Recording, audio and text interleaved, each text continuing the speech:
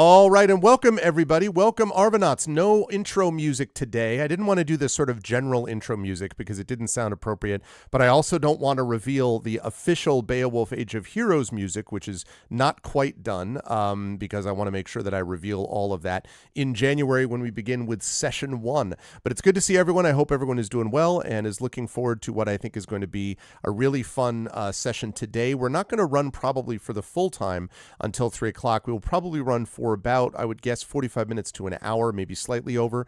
We're going to have a chance to talk to the players about this new system. We're going to talk to all of you about this new system. And then I may or may not play a little bit of Starfield before I head over to GOG.com at 4 p.m. Eastern for Pen and Pixels and the possible conclusion of Solasta Palace of Ice DLC. But today is a little bit more informal Session Zero of Beowulf Age of Heroes. And I'll talk more about that in just a minute. Before I get there, though, a couple of reminders about ways to support us on the channel. If you haven't done so already, please follow the channel. Please check out our YouTube with !ArvTube. Subscribe to me over there. And if you're watching right now on YouTube, welcome. It's good to see you all. And I hope you will consider jumping on and heading over not just to, first of all, feel free to comment in YouTube, but also please head over to our Twitch channel where you can hang out with us and as we're streaming over here on Twitch TV. The Discord channel is !ArvCord. You can hang out with the Arvanauts in between streams.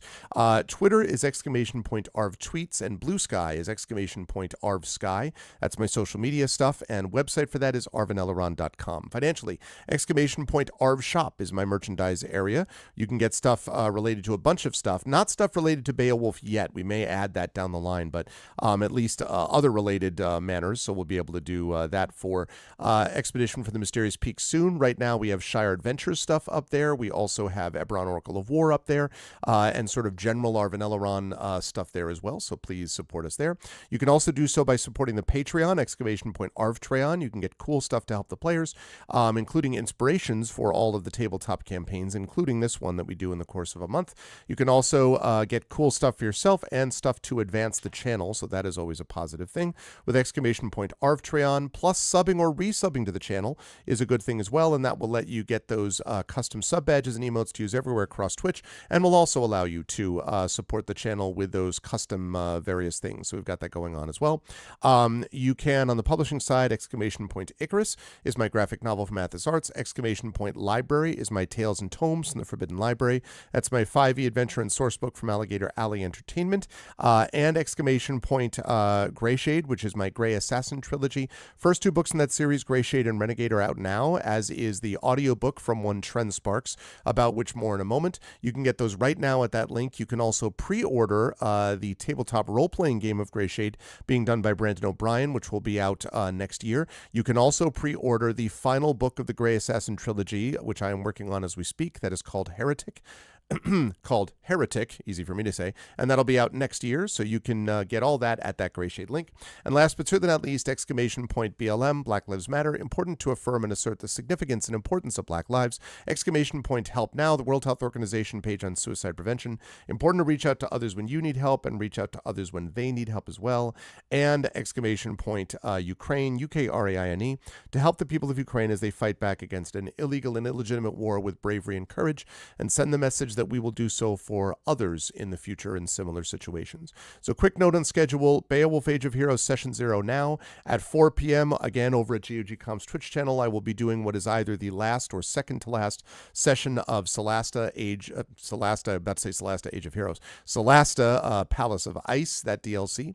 Then we'll be off Wednesday, Thursday. I'll be back on Friday with Expedition from the Mysterious Peaks. That'll be happening Friday night. And then Saturday, we've got some more Starfield coming at you, which should be a good time. And next week, we have a big week next week. We have the holiday stream on Monday, Christmas Day, with my family, Mrs. Arv, Little Arv, and Mini Arv, playing a game for all of you lovely folks. We'll be off so that'll be the 25th. Tuesday, we'll be back here with the Patreon-fueled Chat Chosen Game of the Month. And while I am on that subject, definitely get your votes in now, because right now, after this session today is when we're going to be closing that down. The vote right now is between Dungeon Siege, Metal Gear Solid 3, and Expeditions Rome. Dungeon Siege has got 5 votes, Metal Gear Solid 3 has 4 votes, Expeditions Rome has 1 vote. So get your votes in now for the game that you would like me to see me play next Tuesday. And then again, I'll be over on GOG.com next Tuesday afternoon for more of either Solasta or moving on to Tintin Cigars of the Pharaoh. So we've got that. And then I will have that following weekend, so a week from this Friday, basically, I will have the end of the year Game of the Year show talking about the games that we did on Friday. And then they'll be talking about that on Friday. And then on Saturday, we'll have our last stream of the year will be Eberron, Oracle of War, as we hopefully wrap up season 3 of Oracle of War. Very excited for that. I've just sent off the voiceover and script information for the season 4 intro video. So if they're able to survive season 3, it's going to be an interesting time for the Infinity and Beyond crew going out of session 3. So, but with all that said, the time has come. So I'm going to unmute myself and apologize to anyone I might have interrupted. Looks like it might have been Trend. Sorry, Trend. And then I'm going to unmute him. And last but certainly not least, I'm going to come over to reveal. Now get ready, chat. This is the first time ever revealed on stream. It is the overlay. That's right. It is the overlay for Beowulf Age of Heroes. Now, quick note about this before I let these folks introduce themselves. Generally, these two, at least for a while, these two are not going to be together at the same time. This is a duet system, and so that means that they are going to be playing one-on-one with me for most of the time. However, there will be a few crossover events that I foresee, perhaps one around a rather prominent charity event on this channel in May I could see happening, for instance. And so that will use this overlay. But this is the style and design, and it is done by the incredible artist Njorn Njornsson. No, I'm just kidding. That's not true. It's not done by that. So it is not in fact that case. You ended up breaking a tie. Nice. Hi, Hilness. Hello, Divinorium. Hello, Triffid. Hello, Dragonspear. But yes, it's my great pleasure to welcome the two players that are going to be playing in Beowulf Age of Heroes. And I should say, I think this may be the only Beowulf Twitch, like Age of Heroes tabletop Twitch stream that is here. I don't think anyone else has streamed this on Twitch as of yet. Thank you for the follow, Decoy. So I think we're up first, so I'm very excited for it. So I will start by letting these two introduce themselves. Both of them well known to the people, regular viewers of this channel, I hope. Tari, I'll start with you. How are you? How are you feeling? Because I know you've been pumped up about this campaign. First of all, thank you for the incredible art. I hope the chat loves the art that they see because it's amazing, and you're going to see more of this art. We're going to be featuring more of this art today, and of course you'll see more of it on next month as well.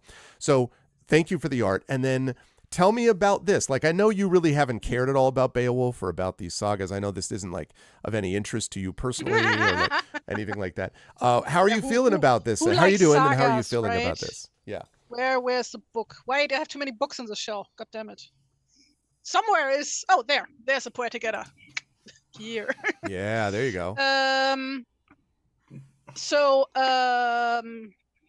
Yeah, this, yeah, I'm really into like sagas and stuff. Not specifically Beowulf, mind you, more like into German and Nordic sagas, so like Nibelungen, and yeah, the Eddas and that kind of jazz, and also into historical costuming. Yes, look at that. Straight from Haithabu / Hedeby in what is today Schleswig-Holstein, back in the day, Denmark. Yeah, she actually literally dug it up from there. Like it was a whole archaeological dig. They took it from a fresh fresh corpse. You just like what is that called? Swamp corpses, swamp mummies. Bog body, from a fresh bog body. That was the word. Bog body, yeah. Perfectly preserved, and I'm sure that you won't be haunted by a curse for the rest of your life as a consequence. No, of that. This wouldn't be perfectly preserved because it has linen in it, and linen does not get preserved in bog bodies, apparently. Interesting. So if there are any garments in like bog bodies found, then it's like usually animal-based fibers, like leather and wool and that kind of jazz. So that this is otherwise though historically accurate as far as you can tell. As far as those things go, because like for example, I'm wearing a thing called a smocker or apron dress, and all we have of that is like a tiny little fragment about this size from up here, and we don't know what the rest of the thing looks like. So it literally could just be a triangle. It could just be like a midriff bearing bikini is what you're saying, and we wouldn't know. I want to say my outfit is plausible. Plausible. Okay. All right. Well, any of like, you I in don't- chat, I- if you were there at if the I would, time, like, tell her if this is not accurate. if I ever happen to be time traveling to that era and place, I feel like I wouldn't get too many weird looks for what I'm wearing. Hopefully. There you go. So that's like always the thing with like a lot of historical costuming, especially like those eras where there isn't just a lot of like extant garments and findings and whatever. Like a lot of it is just like informed speculation. Right. Speculation. Trying to like figure out what could be made with the technologies and styles of the time, whatever. So that's very cool, and I am super excited. I'm going to let Tari introduce her character in a moment, but I want to get Trent to introduce himself first.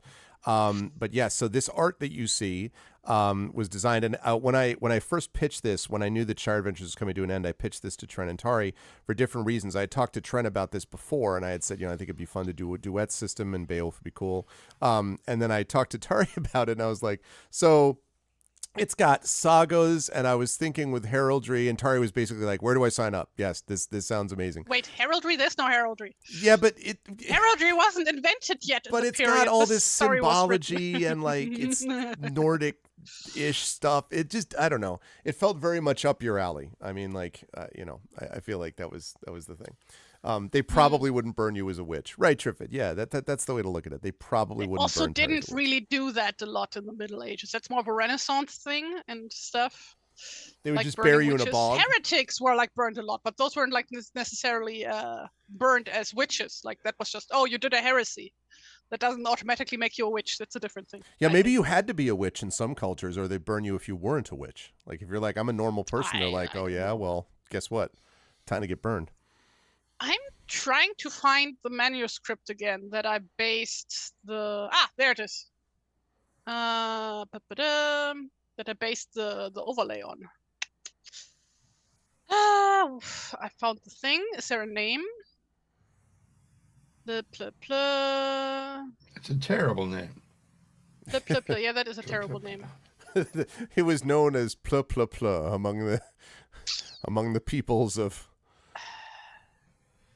I will find it. Okay. I found the book. It doesn't say the name anywhere where I can see it currently. The level of decoration on the outside reminded me a bit of the Book of Kells, but obviously that's Irish and much later. Not the but Book it reminded of me Kells. of that. This wait. Where is it? Which I also have a copy of. But no, it's not Book of Kells. No, this is based on an early English Bible. Go on with Trent. I'll go search for it. So while Tari is searching for the inspiration for this overlay, I will move to the other person who is quite tired but is with us and is soldiering on as best he can. And that, of course, is our dear friend Trendane Sparks. It's good to see you, Trend. We just saw you on Saturday, of course, kicking butt and being, shutting down elemental forges in Eberron. But here we have a very different sort of kind of thing. Now, I asked you before, I will let people in on a bit of green room lore, which is that I was like, okay, and then we're going to have a chance to talk about the characters. And Trent's like, well, it's going to be a really short conversation, and we'll talk about why when we actually get to the characters. But I am curious about, maybe I can frame it this way. I know that you love storytelling. I know you obviously love D&D. These are things that you and I both share. But I guess what I wanted to ask was, do you have any kind of like, if you've ever thought about Beowulf at all, does it have any like, does it sort of conjure anything for you, or just like, yeah, it's this thing, high school book that or something like, what is the sense you have of sagas, I guess, is maybe the way to put this. I don't remember when I read it. And I don't remember if I read like the whole thing or just like an abridged version or something, but aspects of it are just lost to memory from 40 years ago. And so when I try to think about it, a lot of me can't remember what Grendel did that was so damn bad that he was considered a horrible, monstrous creature. Murdering guys, I think was. Yeah, it was the murder. People do that. It was the murder part that was the problem. So what? Yeah. Also destruction of property, but mostly just murder. The American military. Well, right. And let me tell you, if we were doing Age of, it'd be a whole other matter. Yeah. No, a lot of like, especially in the last day or two, thinking about it as this has been coming up. I've been, and I almost said it during that thing we did on Saturday that I can't do, Eberron, that I almost, when I was referring back to this, like, where are people going to see me again? See me here doing this. And I mentioned that I will probably at some point try to roll to seduce the monster. I mentioned that kind of playfully because it's a steadily rising common meme for especially bards. But then it occurred to me that, not that there is some legitimacy in that statement, but that, like, I never finished Shadow of the Colossus because I had a moral objection to killing those creatures. Oh yeah. Well, as it turns out, there's a reason. Yeah. And congrats, you actually won the game. You're the one person Yeah. in the world. Yeah, you who did won the exactly. game. You won it over everyone else. and so that started to kind of seep into the idea of this. It's like, are they that bad? Are these monsters? It's like, are they all? And it's like, okay, yeah, Grendel murdered people. Did he have reason to? Because, I mean, we know a lot of people. I mean, not we know a lot of people, but there are a lot of people who murder people, for legitimate reasons, and so just kind of we're talking about, trying to figure out the character concept, and it's going to be a short conversation. This is one of the few things that I can actually think of, is that he may not view these monsters as monsters. It's like they're just misunderstood people. Maybe you guys are, just have a shitty opinion of them, and if you try to, not be dicks about it, maybe they wouldn't murder you. Whatever. I don't know. It'll be interesting to see how it plays out. I mean, it's reminding me a little bit of, Geralt, I think, in The Witcher has a similar kind of mind frame where, like, Geralt, his whole job is to kill monsters. And there are some monsters that he's just like, no, you're just bad. Like, you just are really not. And then there are other ones that he's kind of like, yeah, like he spends a lot of time talking to them. And he's like, you just need to not be around civilization. We'll see how that works out here. I will say that I was reading a review of Godzilla -1. And a lot of people were talking about how that really restores the image of almost a Cloverfield style, like, not a sympathetic Godzilla, because it doesn't even get into Godzilla's head, right? Like, it's just, not that any of the movies get into it, but like, there are movies that definitely portray Godzilla more sympathetically. And there are other ones almost heroically in a lot of ways. Right. Especially when it's like, we need Godzilla to fight this other bad monster or whatever. Like, but a lot of it, at least initially, was just, it's this force of nature. Like, we don't think, oh my God, if we defeat this hurricane, what about the hurricane's children, right? Like, we don't think about it in these terms. So for the people of the time, there is a kind of like, it's an environmental disaster. It's it's a background obstacle that needs to be overcome. And the only reason I'm saying all that is that when you talked about this thing about what Grendel did so bad, I mean, I just finished teaching spring semester I'm going to be teaching Beowulf. We start out with, so very appropriate. I wonder why I'm doing this game. And then right after that, I jump forward. It's the only time I sort of jump out of chronological order to jump to something else. John Gardner's brilliant book Grendel, which is telling that exact same story from the perspective of the monster, and it does so without doing any violence to the Beowulf poem, because we get almost nothing about Grendel's like motivations other than just he was of Cain's clan and he could not stand to hear the happiness of the people. Like, it's very kind of like, this is a bad guy, full stop. So it doesn't do any violence to that because it gives you more of his motivation. And it also doesn't remove his monstrousness, because he's obviously more sympathetic because you're in his head, but he's also a monster who does monstrous stuff. Like, he even acknowledges himself, like, I still murdered people that that was bad. I shouldn't have done that. So it's interesting that it doesn't take away some of the evil monstrousness of him, but it does, like, pull out the camera a bit so you can see a little more about what's going on. So anyway, those are things that made me think of when we talk about him. When you describe him as, he couldn't stand to hear the happiness of the people, I'm like, he's the Grinch. Yeah. Well, right. That's right. And if they slaughtered the Grinch and then went after the Grinch's mother, you'd have a pretty good Beowulf, like corollary. That's how they work. But so who from Whoville donned his ring-forged mail of to finish the my introduction thing. Yes. As you mentioned in the stuff while Charlie and I were talking about my sleep schedule, and whatever else we were talking about, something about elves, and we're talking about LARPing. There was an anthology of short stories, which may be a little bit redundant, of JPL and Caltech authors called Inner Space and Outer Thoughts, and that is done, right. And it is available for pre-order on the site, which I have just linked in chat. If you want to go and get it, it will be available for sale for purchase on January 2nd. But if you want to get it now, yeah, that's the way. That's the way to do it. And not only is, of course, Tren involved in that, but also KP from our vocalist fame is also involved in that. So yeah, that's awesome. I think that's a really. I know it was like kind of your white whale. Like you're just kind of like, God damn it! Like it took a while, but it feels like a project that like.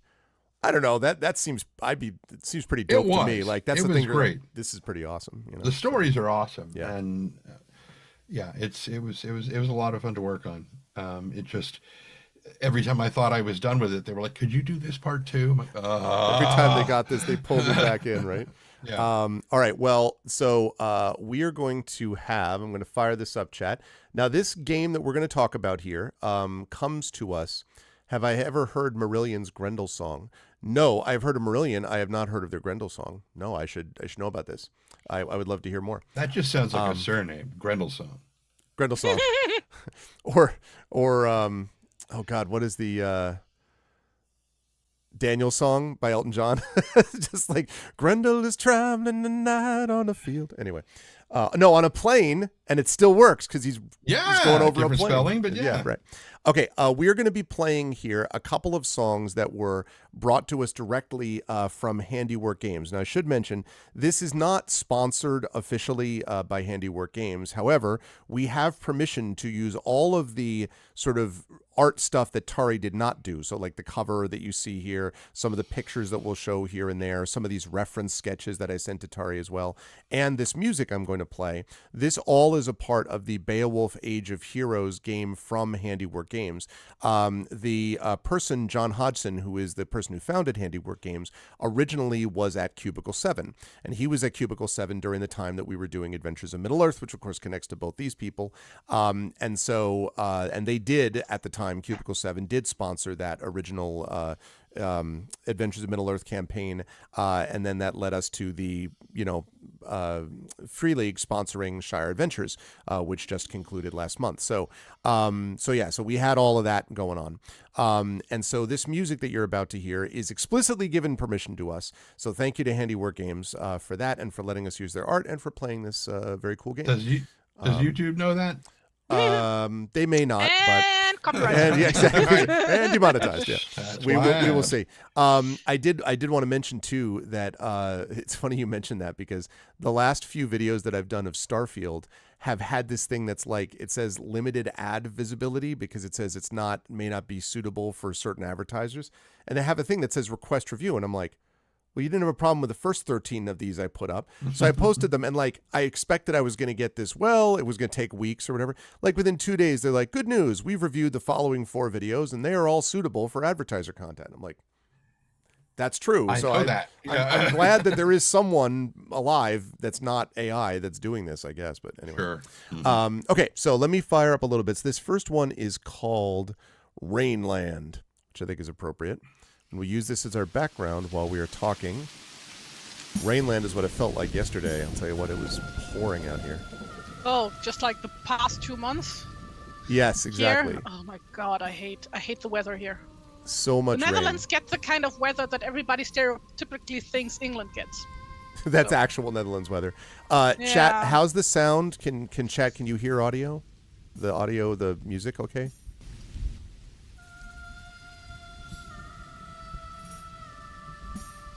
Yeah, you hear that? It's stream muted, so I don't know. Okay, so Tren, you hear it? Okay, good. I don't want it to overload. You hear Death and Despair? Sounds about right. No, okay. All right. So we are here to talk about this game, chat, Beowulf Age of Heroes. Beowulf Age of Heroes is based on the 5e rule set. So some of the things will be very similar to you if you're familiar with D&D. So they use a lot of the same statistics. We still get charisma, intelligence, wisdom, constitution, strength, dexterity. We still get hit points. Combat is run in somewhat similar ways. But there are a couple of unique things that I do want to highlight. And again, I'm going to have a lot more illustrations and maps and things for you during next month's Session 1. But I do want to show this as an example. So this is where our world, he said, trying to be heard on the microphone. Hold on a second. This is where our world is going to take place. It is called the Whale Road. And in fact, I think one of our number, Echo, do you see yourself on there? You see yourself there? Hey, I can see my house from here. Let me just kind of zoom in right there, right? Like right there. Kind of zoom in on that sort of stuff. So that's you see it, yeah. So that's the Whale Road, and the Whale Road is where our story is going to take place. It is important to recognize a little bit that in this time there is this constellation of tiny kingdoms that are all set in the Whale Road. And if you are familiar with the tale of Beowulf, you will know that Beowulf sails from Geatland to Denmark and deals with like monsters, including Grendel most memorably, before heading home again. And it's interesting because there were times where the Geats and the Danes were beating each other up, right? The kingdoms would ally with each other, get into battles with each other. Some similarities with Eberron, perhaps, Tren. That is just all of Europe. Yeah. Well, like yeah. I basically have described all of Europe, beating yes. each other up, That's a good point. There's a reason the European Union was kind of a big step forward. That's true. Yeah, kind of. But yes. At some point, somebody figured, hey, how about we are just being friends like all the time instead of just... And they're like, wait, that's a great idea. back and forth. So, but in this place of Beowulf, this is a time of these sort of cluster of tiny kingdoms. But it's here where I want you to sort of step back slightly from the historical component of this, because it's important to recognize that. Wait a second. Let me make sure that I want to make sure that I had that on repeat. It's important to recognize that Beowulf is a fantasy. It is not actually historical fiction. In fact, it is often anachronistic in some of the ways that it presents itself. It is a poem that is caught between paganism and Christianity, for example, largely because it certainly began as an oral retelling of a tale, which has passed through many storytellers and thus shifted, and then was sort of put to paper finally by monks who had their own reasons as to why they would want to add Christian elements to this poem. So it's that way. There are frictions that exist there. And a lot of what it represents is the symbolism of the darkness of the time in some ways that people felt, the idea of overcoming the fatalism and obstacles of the time for something heroic. And so when it says Beowulf Age of Heroes, that's one of the reasons why there is so much focus on the individual player, because these are, as you can already tell by just looking at them, Tari and Tren's characters are both going to be heroes. They are the focal point of this story. They do have followers. We'll talk about those followers in a bit. But they are the ones about whom the stories are being written. And it is these heroes that can inspire, and that's really what the tale was meant to do, to inspire others to keep on going when regular existence felt like it was trying to shut them down permanently. So all of that really is a part of what this is. The heroes will be going out and battling monsters of various kinds, although we had an interesting discussion about what that actually might look like for some of the players here. But battling monsters of various kinds, and again, the monsters are as much symbolic as anything else. But the reason I bring this up is that if people are like, well, that's not exactly how things were done, well, Finland didn't exist as such, and blah, blah, blah. That's fine. This is not historical gameplay. This is inspired by the historical tale of Beowulf, and then sort of steps forward from there. Within this world, I will say, that we have at the heart of the world two great seas, one to the east and one to the west. Beyond the eastern sea, there are impenetrable forests and there are trackless frozen wastes. And to the west are the Isles of Britain and Ireland that are known by 100 different names and home to 100 people and their kings and queens. Beyond them lie an endless ocean. Who even knows what happens if you had a ship that would go past those places? Big snake. Yeah, basically. You don't want to go that way. The coasts that frame these two seas are etched by 1,000 coves and harbors and inlets and river mouths and towering cliffs and 1,000,000 beaches of shingle and shale and sand. And the land itself is broken into islands beyond counting. While the people, like these people, who live all around the Whale Road are great shipbuilders and skilled sailors. Clustered around the edges of the sea are countless ports and harbors and shipyards. It is never hard to find crew members for a ship, nor for a hero to find a ship at need. And the people of the Whale Road hold in high regard the ability to ply the tides. It should therefore be noted that both Tari's character and Trend's character are going to have boats. They will have a ship which they can develop and expand. And they can bolt a lot of extra reactors onto. No, that's Starfield. But they'll be able to expand it. They can lose their ship. Their ship could be destroyed. They will always be able to get another ship. But it will be like Fisher-Price, my first ship. You know what I'm saying? Like, it won't be the awesome ship that they had built up over time. But Greg, that implies that the ship is very colorful, and we all know that back in the olden days, everything was brown and gray and miserable. That's true. We didn't actually get into color saturation until at least 1200.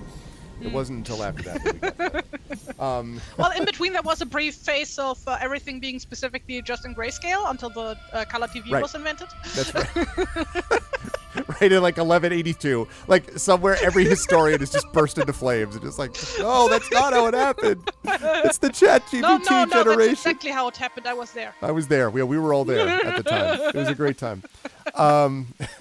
Okay. So now, speaking of the landscape, and then I'm going to let I'm doing this before I want them to talk about their characters for a reason, because the landscape really and the environment shapes these characters.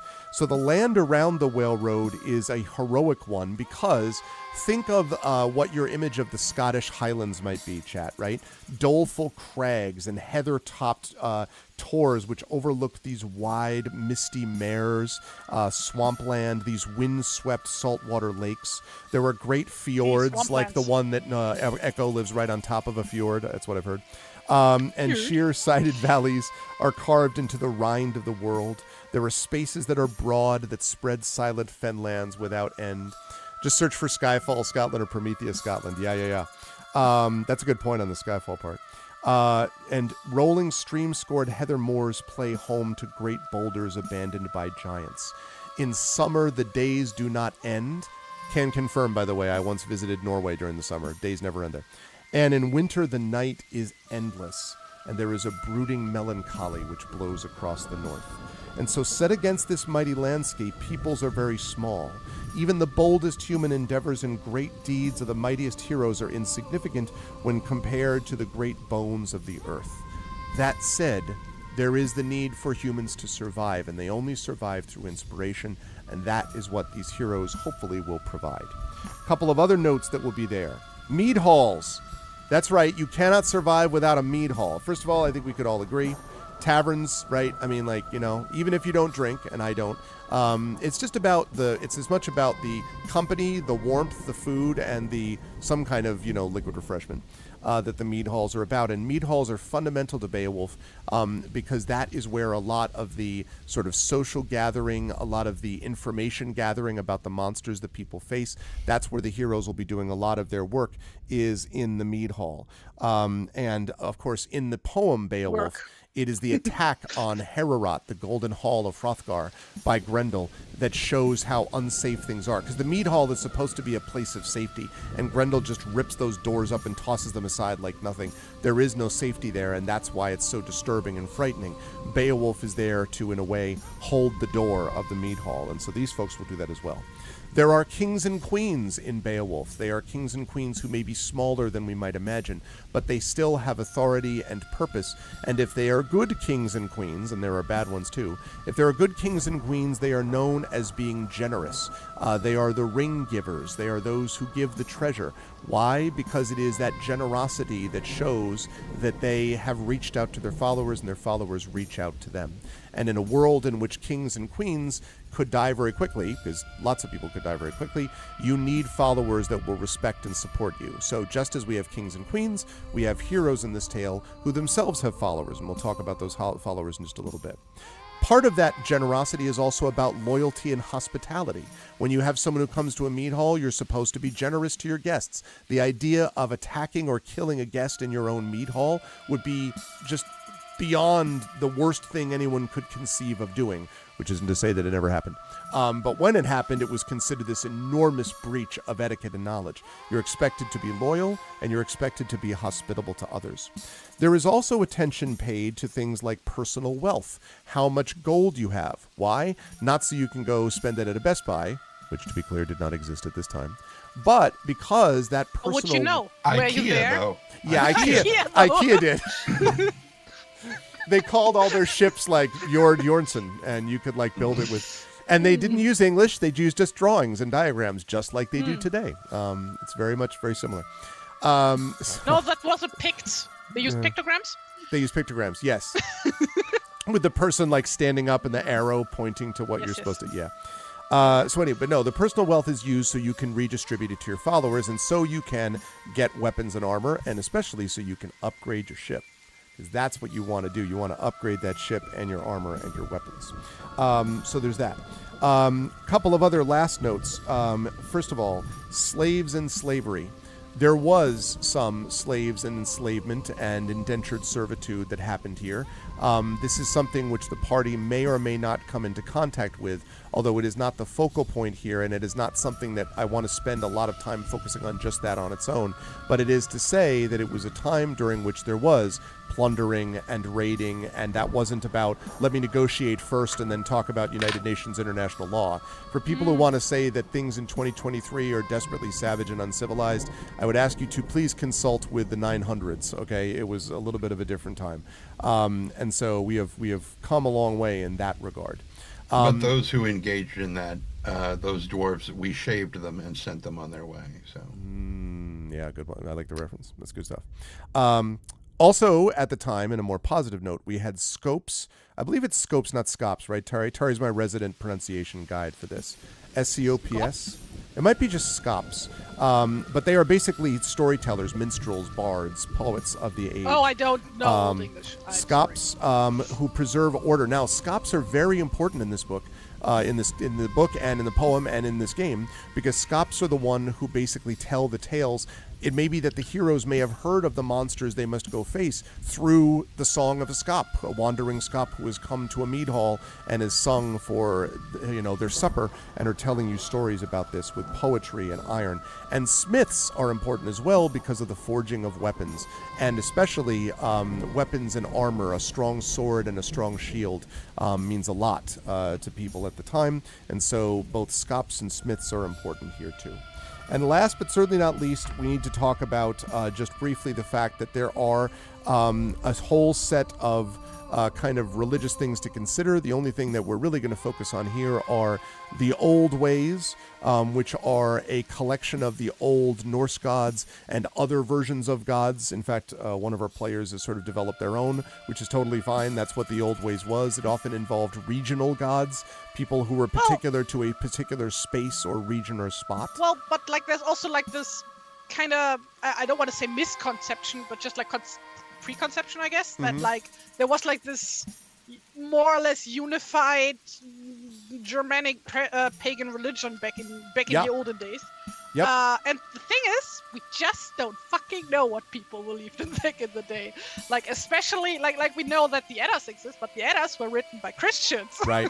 And so like the main things that we have is like town names and very like a bunch of like rune stones that sometimes have like religious stuff written on them. Christians have good record keeping, man. That's it. Like they better, you know. That's like so like the thing is I'm not just saying like the accurate old Germanic record-keeping, I'm people just saying, until okay. like Christianity showed up, they didn't write shit down ever. Right. That's what I don't mean. know, Like Jack. someone was like, we need to document this and then change things. But you know, whatever. We need to write it down. Yeah, well, we don't know how much they changed it. That's right. That's like also the thing. It's just like, hey, maybe don't take everything that's like written in the Eddas and other similar scriptures as like. The unvarnished truth, you know. I Yeah, can tell you basically. exactly what they believed in. Whatever worked. Yeah, whatever worked at the time. And so in Beowulf Age of Heroes, we have the old ways, and then we also have the church, which is essentially representing the Christian church, although it's exceedingly new. So it does not have any of the, you have no popes making Still has decisions that from new Rome. church smell. It's got that on new it. church smell, exactly. Right. So you will encounter folks from both the old ways and the church. And other sort of foreign lands and far lands beyond the Whale Road that we will see references to in here.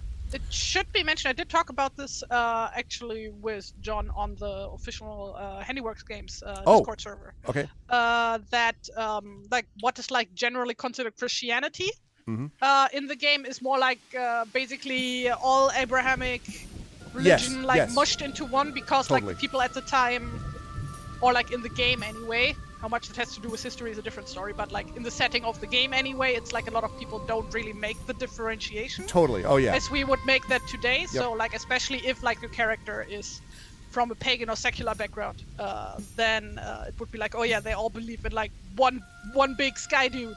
Yeah. It's all no, the same. for you know? sure. And They all like, just then sort it's of like put it all a together. Jew and a Christian and and a Muslim. You know. Exactly. Would be the So same to them. So exactly. So when we talk about the church, we kind of want to avoid, images of like Texas mega churches. You know what I mean? Like it's a very different kind of thing. Yes, that we're famous discussing at the time. Norse mega churches. Yes. Well, I mean but I'm saying, for a 21st century audience, you say the word Christianity and it conjures up a whole series of images. So that's I'm sort of like focusing us on what might have been more appropriate at the time.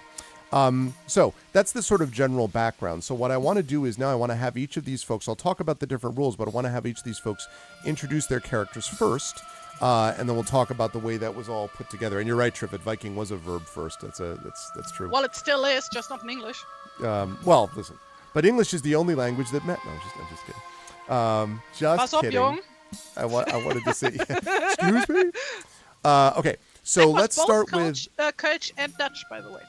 One of the few sentences that works in both languages. So let's start with basically your. what I said is look out, boy.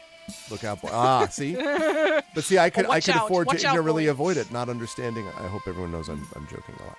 Okay, I'm going to start with Tari. And Tari, I would like you to tell us about Vogue Hilda. Oh, yeah. Yes. Look at that. Yeah, that was good enough. Vogue Hilda. It's all right. I'll never actually get the pronunciation quite right, but Tari's very yeah, but I very expected tolerant. that. Yeah. I'm the most tolerant.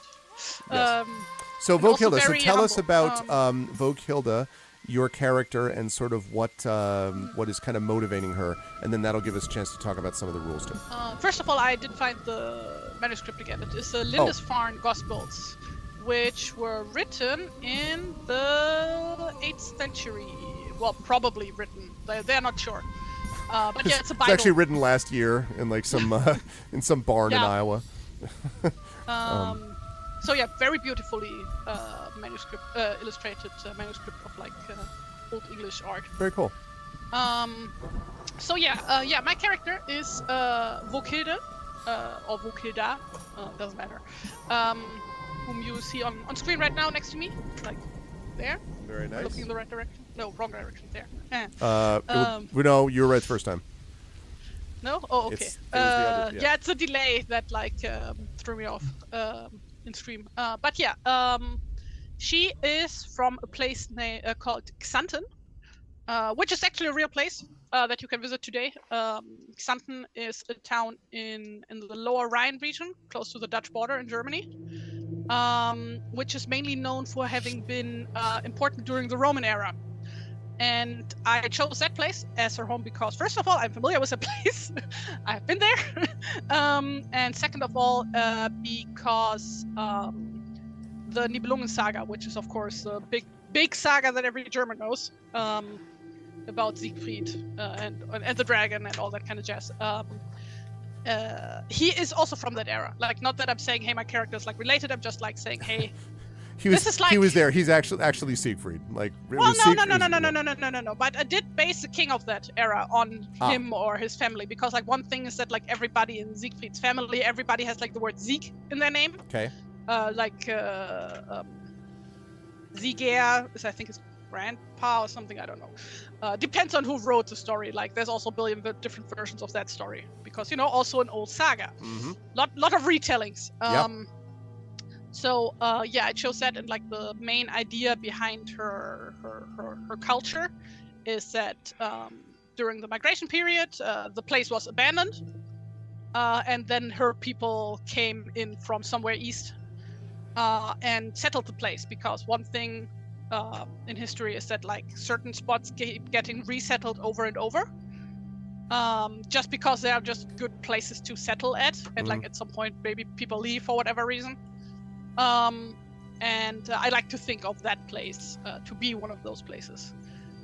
Very cool. And because it used to be a Roman place, a Roman colony, basically I had like her religion, as Greg mentioned earlier, that I made up my own religion for this because I don't like playing real world religions. I think that's a whole can of worms. So I just made up my own thing based on a statue that they found in the Cologne area, which is a bit further south, which is where I'm actually from, which you can see in the Roman Germanic Museum in Cologne. Great museum, can very much recommend. Which like basically shows these three women with these weird headdresses. And I just thought, hey, maybe her people found the statue. We're like, oh, this is the local god, I suppose. We'll worship this now. They just were like, any port in a storm? They're like, all right, yeah, I mean, I guess this works. Well, like it matched up with, like, the thing is that, like, her people have been there for several generations now. Mm-hmm. And, stuff just gets lost because, nobody writes shit down. So, yeah, it's as oral traditions go.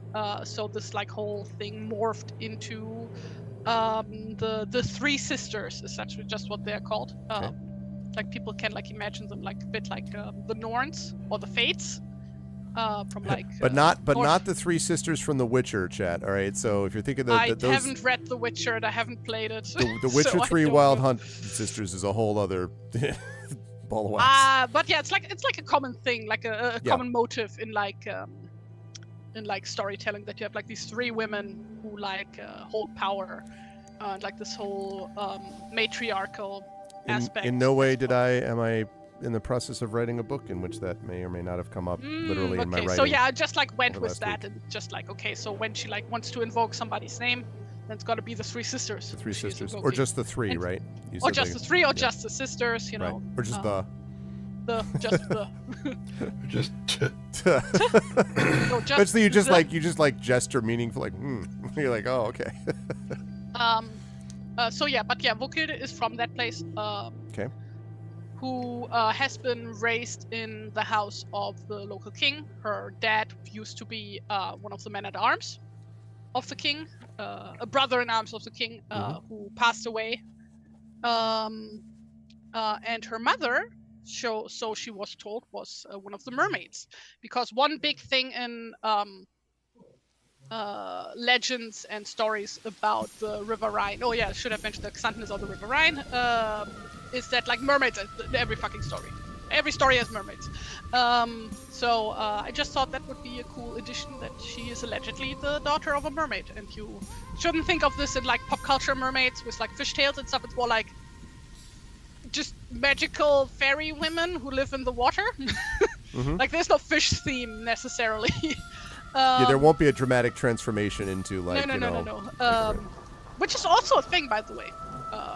In the Nibelungen there is Otter, who is a dwarf who shapeshifts into an otter So that's a thing. But yeah, that was like the inspiration for that. And yeah, and she has been raised there, a bit of a wild child in her childhood, and now a bit of a daredevil. It's like basically she's straight out of if you would put an old Germanic character into Jackass. that's her. Okay. Interesting. That's my idea for her. We will see how that will play out, because it all like playing out certain personalities and new characters is like always like a bit of a gamble, because you don't know what actually works with the game. But that's like what I'm going for. Yeah. And in fact, this actually gives us a chance to talk about that. So, so Volkilda is actually a noble's blood is the background here, which means that there are a couple of features. You want to talk about the features, or should I? This is okay. What I've written down. Let's see. Actual paper character sheet. Let's see. So her heroic tale is that she is swift blessed, which basically means she's just faster than everybody else. She is, in fact, speed. And her abilities include Horde Breaker, which I'm not entirely sure exactly what that did. Again, I would need to look it up. Like, usually in preparation, I always print out my feats and put them in my little notebook. But the thing is, I might rework this all a little bit until we like properly start.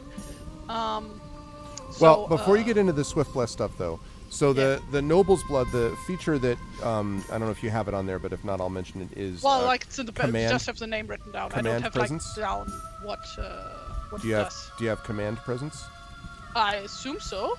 Because that's the Noble's Blood is this command presence, which basically gives you the opportunity to support your followers, and we'll talk about followers after we introduce the characters. So yeah, and that will also allow you to restore hit dice equal to your proficiency bonus to a character. So you'll actually be able to do that. So as an NPC or a follower is suffering, and presumably this would apply to yourself as well as a character, you could restore hit dice as sort of your leadership, like remember your allegiance to the king and myself and blah blah blah, right? So that's the Noble's Blood aspect. And then yes, your heroic tale. I should mention, by the way, chat, that everyone in Beowulf, all of the characters in Beowulf are human. And there are a series of backgrounds and then a series of these, as Tari said, heroic tales. And Tari's heroic tale, Volkilda's heroic tale, is swift blessed, which means that they in real life, are I'm not that fast. lightning I'm very fast. slow in real life. I thought this was basing on your incredibly fast overall characteristics. This is, totally. Yeah, it's and there's a few things. That means that swift blessed trickster. You can perform sleight of hand with small items, so do kind of magic and stuff like that.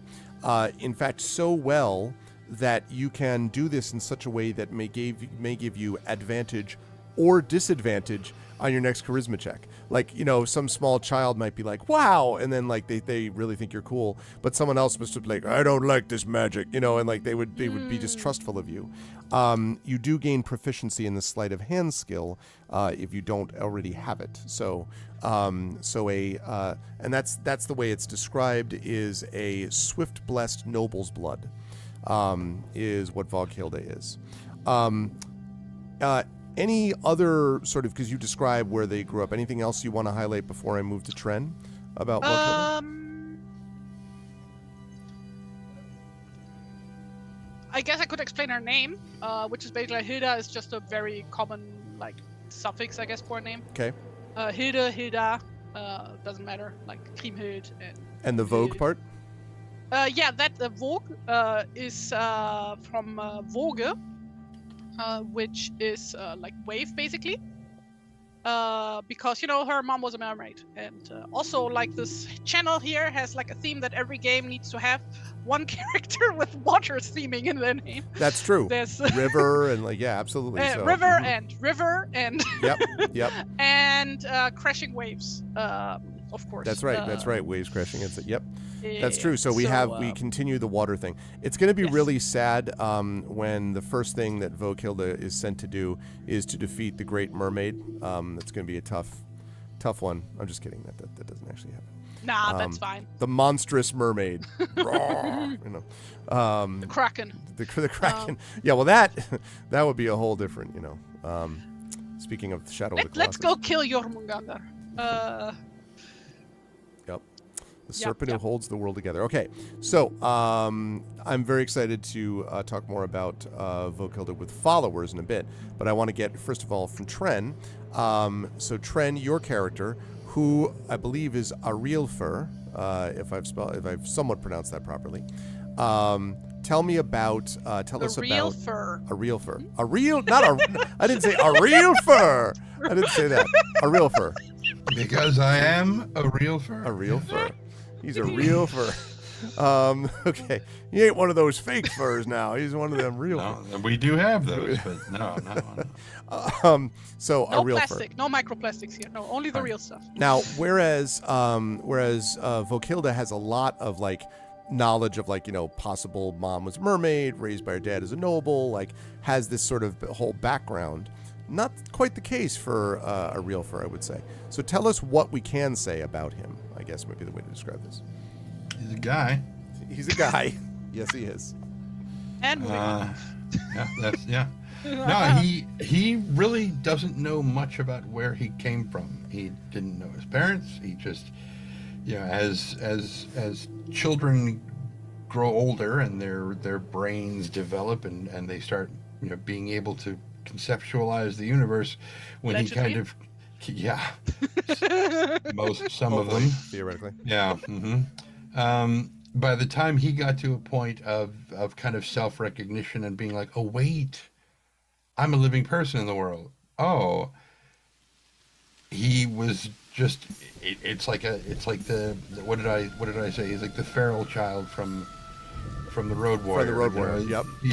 He's just this kid who runs around on the moors, kind of thing. He's like he. It's not that he lives rough. That kind of implies no, he lives rough. Right. Exactly. Wah, wah. And only quality jokes on this here channel, folks. yeah. Top level jokes. But he doesn't know anything else. You talk about a mead hall. He may have seen one. It's like, oh, it sounds like there's a lot of people in there. It reminds me of a scene from Conan the Barbarian when Subutai, he and Subutai go to his city, and he's like, does it always smell like this? How does the air get in here? Or how does the wind get in here? Yeah, the kind of thing. I can easily see, this guy walking into a mead hall and being like. But he does speak he's able to speak language to communicate, right? Presumably, not a huge conversationalist probably, but he's able to communicate. He was raised by people. He was found, and nobody really knows where he came from. In fact, he is a foundling. Foundling, is the background. And so one of the big features of that is ready mind, which means that because he's used to dangerous and unpredictable situations, once per short rest, a real fur can grant himself advantage on an initiative roll as long as he's not surprised. So when he really, really needs, for those moments when you really positively need to go first, a real fur will be able to manage that foundling level. Yep. So he's just sort of wandering around figuring things out. We'll talk about his followers and his companions in a minute. Has he learned anything of what he values, would you say, so far? His background is, well, I guess one would say his religious background. His views on it are kind of like mine, that there is spirituality and there is religion. Spirituality is one's personal connection with whatever is the divine, and religion is when it becomes a group thing, and that's usually when stuff starts fucking up. Mm-hmm. For him, the people who raised him, they were followers of the old ways, and that it suited him very, very well, especially with his companions. It was just, it's like we mentioned earlier, forces of nature. These are things that are tangible, that you can feel them at work. And so for him, it's much more real than what the people of the church are talking about. And he's like, I don't get that. I don't feel that. This works for me. And so he respects it in the sense that, okay, that's your thing. Don't try to push it on me, and we're fine. And you do your thing, I'll do mine, as long as we're both, both of our teachings are be a decent person. Okay. Yeah, more or less. That's cool, kind of. As long as you stick to that, we're good. But for the most part, he is stimulus response. He's very reactionary in a lot of ways. It's not that he can't plan things out. He absolutely can, but he understands how nature works on a level that a lot of people who live in cities probably don't. Right. And for him, if people go out camping with him and they're like, wait, how are we supposed to eat? He's like, what are you talking about? There's food everywhere. It's here, eat this. It's like, oh God, no. It's like, what? It's fine. So that kind of thing.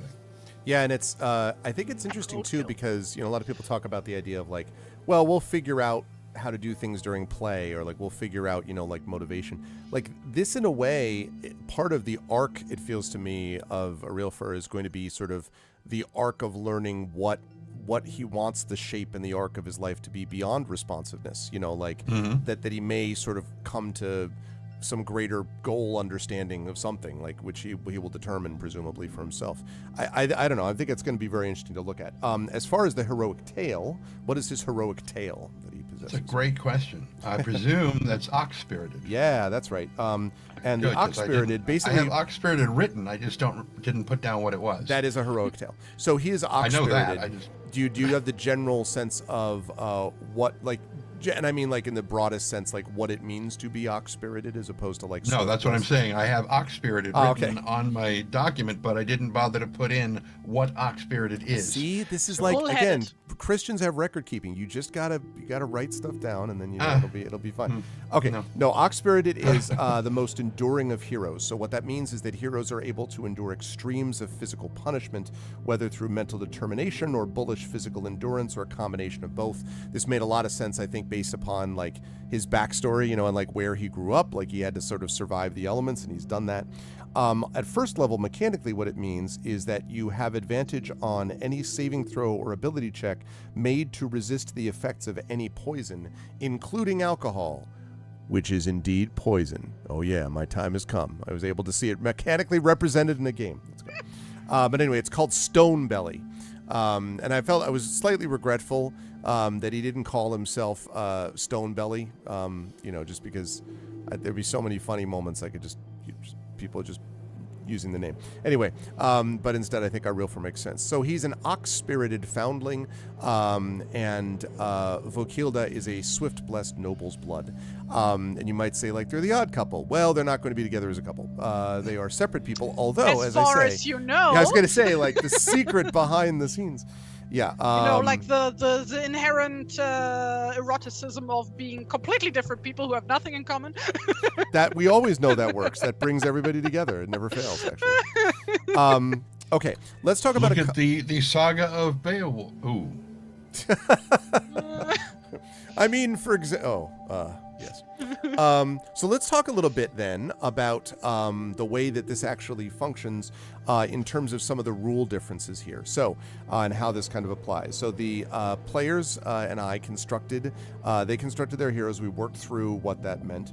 They both study the old ways, that is their, in quotes, alignment. Obviously, the standard D&D alignments of neutral good and lava, like none of that applies here. We're talking about old ways stuff. You will see the sort of people they are through the play that they conduct. And if they spend a lot of time running around and, beating up innocent people and kicking puppies, then we'll have a different understanding of what they are than, other things. So that is there.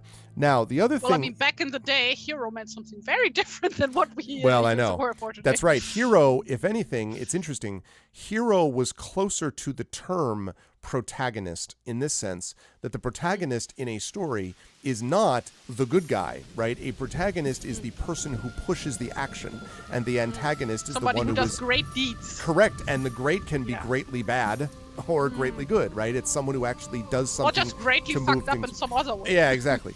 But so that's the protagonist, and in that sense, that's sort of what this version of a hero is, in terms of the tales that they conduct themselves in. So we have that. We have their alignment. We also have their, and I don't believe it's word. I believe it's weird, if I'm not mistaken. Yeah, like the Weird Sisters. The weird. That true. That's kind of anglicized out of it, but yes. Which is a person's fate. Well, it is an English story, so... Yeah, well, okay.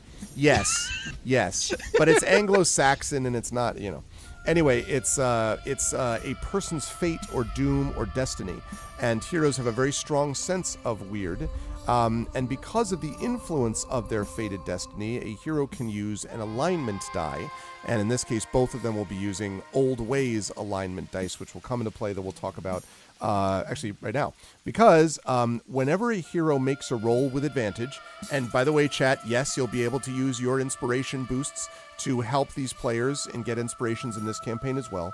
When they roll with advantage, they may choose one of the dice that they're about to roll to be representative of their alignment. So the will of the old gods, or the will of the three, or whatever the case may be. Well, there's 3 alignments, right? There's there's the book, which is like Abrahamic religion. Then Correct. There's the Old Ways, which is like vaguely pagan. And then there's there's a neutral. fence sitter, which Yes. is like, I don't fucking know. There's neutral. Agnostic. That's right. Which is that's right. There's neutral, which has its own thing. So these are going to be able to use their representative of their alignments. You can select one of those dice to do that. If that die is selected to be the result of the roll, then the hero gains inspiration whether the roll succeeds or not. So in other words, you may, even if you fail a roll, you will gain inspiration because you were imagining it in the context of the old ways within which this event actually took place. And so basically you roll with advantage and you choose one of the d20s before you roll to be your alignment die. So you're like, I'm going to roll 2. The first one is going to be the alignment die, or the second one's going to be the alignment die. If you pick that, you will get inspiration, which interestingly plays into something we haven't had a chance to deal with much with the 5e system, and that is there may be times where a player might choose. Remember, technically advantage does not mean you choose the higher result. It means that you choose the result you wish, which typically is the higher or better result, but it doesn't have to be. So it could very well be that the players may be like, you know what? I'm going to, in this case, choose this number that's lower because that's my alignment die, because I want inspiration to be able to support some later ability check or something else that I'm going to be doing. So a little bit of tactical stuff that's associated with that too. I'm going to save followers for last because that's super important and I want them to talk about their followers. Every hero will have a ship. You will always have access to a replacement ship should theirs be lost, and also a crew. And the crew of the ship is different than the followers that follow these heroes. We'll talk about that later on. Also, there are gifts and burdens for both ships and items. Basically, magical properties might be the way that you would describe it, or a history which might weigh you down. It may be that a ship with a particular gift of speed, foam flecked, for instance, might mean that they can go at a great pace, and so it speeds up the journey. But it may be a foam flecked and cursed vessel, because the last time it went out, it ran into the rocks, and since then, sailors who were on it have muttered uneasily about whether a voyage will succeed upon this boat. So it can have both a gift, foam flecked, and a burden, cursed, which the boat will sort of occupy over the course of time. And then one of my favorite elements of this, which is that so equipment and war gear, there are weapons and equipment, especially shields and helmets are more useful than in 5e because those are a big deal in Beowulf, shields and helmets. And so that's something that we'll be able to talk about as we go through. Ooh, second edition? Immune to crits? I don't know about that. Depend, maybe with magical ones, possibly. And then one of my favorites, which is spears are always available. So, like, you always have a spear. Like, if your spear breaks, like, some dude is like, here, have a spear. Like, you're just like, what? Like, stabby. You just walk around and there's a spear. And I love the idea that it's like, there's never a moment where I've lost my weapon. Like, nope, here, have a spear. Again, it may not be the level of, like, Vingvjortsen, the IKEA formed spear. Like, it may not be as good as that, but it will be a spear that will be functional at every opportunity in some capacity. Yeah, there's gonna be so many IKEA jokes. That's who I should have approached to sponsor this. I should have been like, would IKEA? We're brought to you by IKEA and the delicious Swedish meatballs at the center. Like the IKEA store, this dungeon is very much like a maze, like the IKEA store itself. Anyway, so spears are always available. All right, now that brings us back to what I think is one of the most unique elements of the character side of this, and that is followers. So followers are I think what you would describe as kind of a non-player character that continually follows the heroes, but they follow them and have their own sort of distinctive personalities. They have gifts, and they also have burdens they can have just like items can have. And they also have various abilities that they can use. Pretty much all of them are able to be activated to engage with enemies in combat. But then there are different followers that have different gifts and abilities. And so both Tari and Tren have come up with their followers and what their abilities are. So this time I'll work back in the other direction. So Tren, I'll start with you because yes. Sorry, Tari, what's up? Do you want to put the portrait? Yes. Like the picture that I sent you on screen? That is a good call. Yes, I will do that now. That's what I made it for. Yes, I will do that. Because there's a lot of followers. All right, hang on 1 second. Let me do that. That's a good call. All right. So, Tren, so Arielfur's followers, you don't have a lot, but they're important ones. So do you want to tell us about those? No. Yes, well, do it anyway.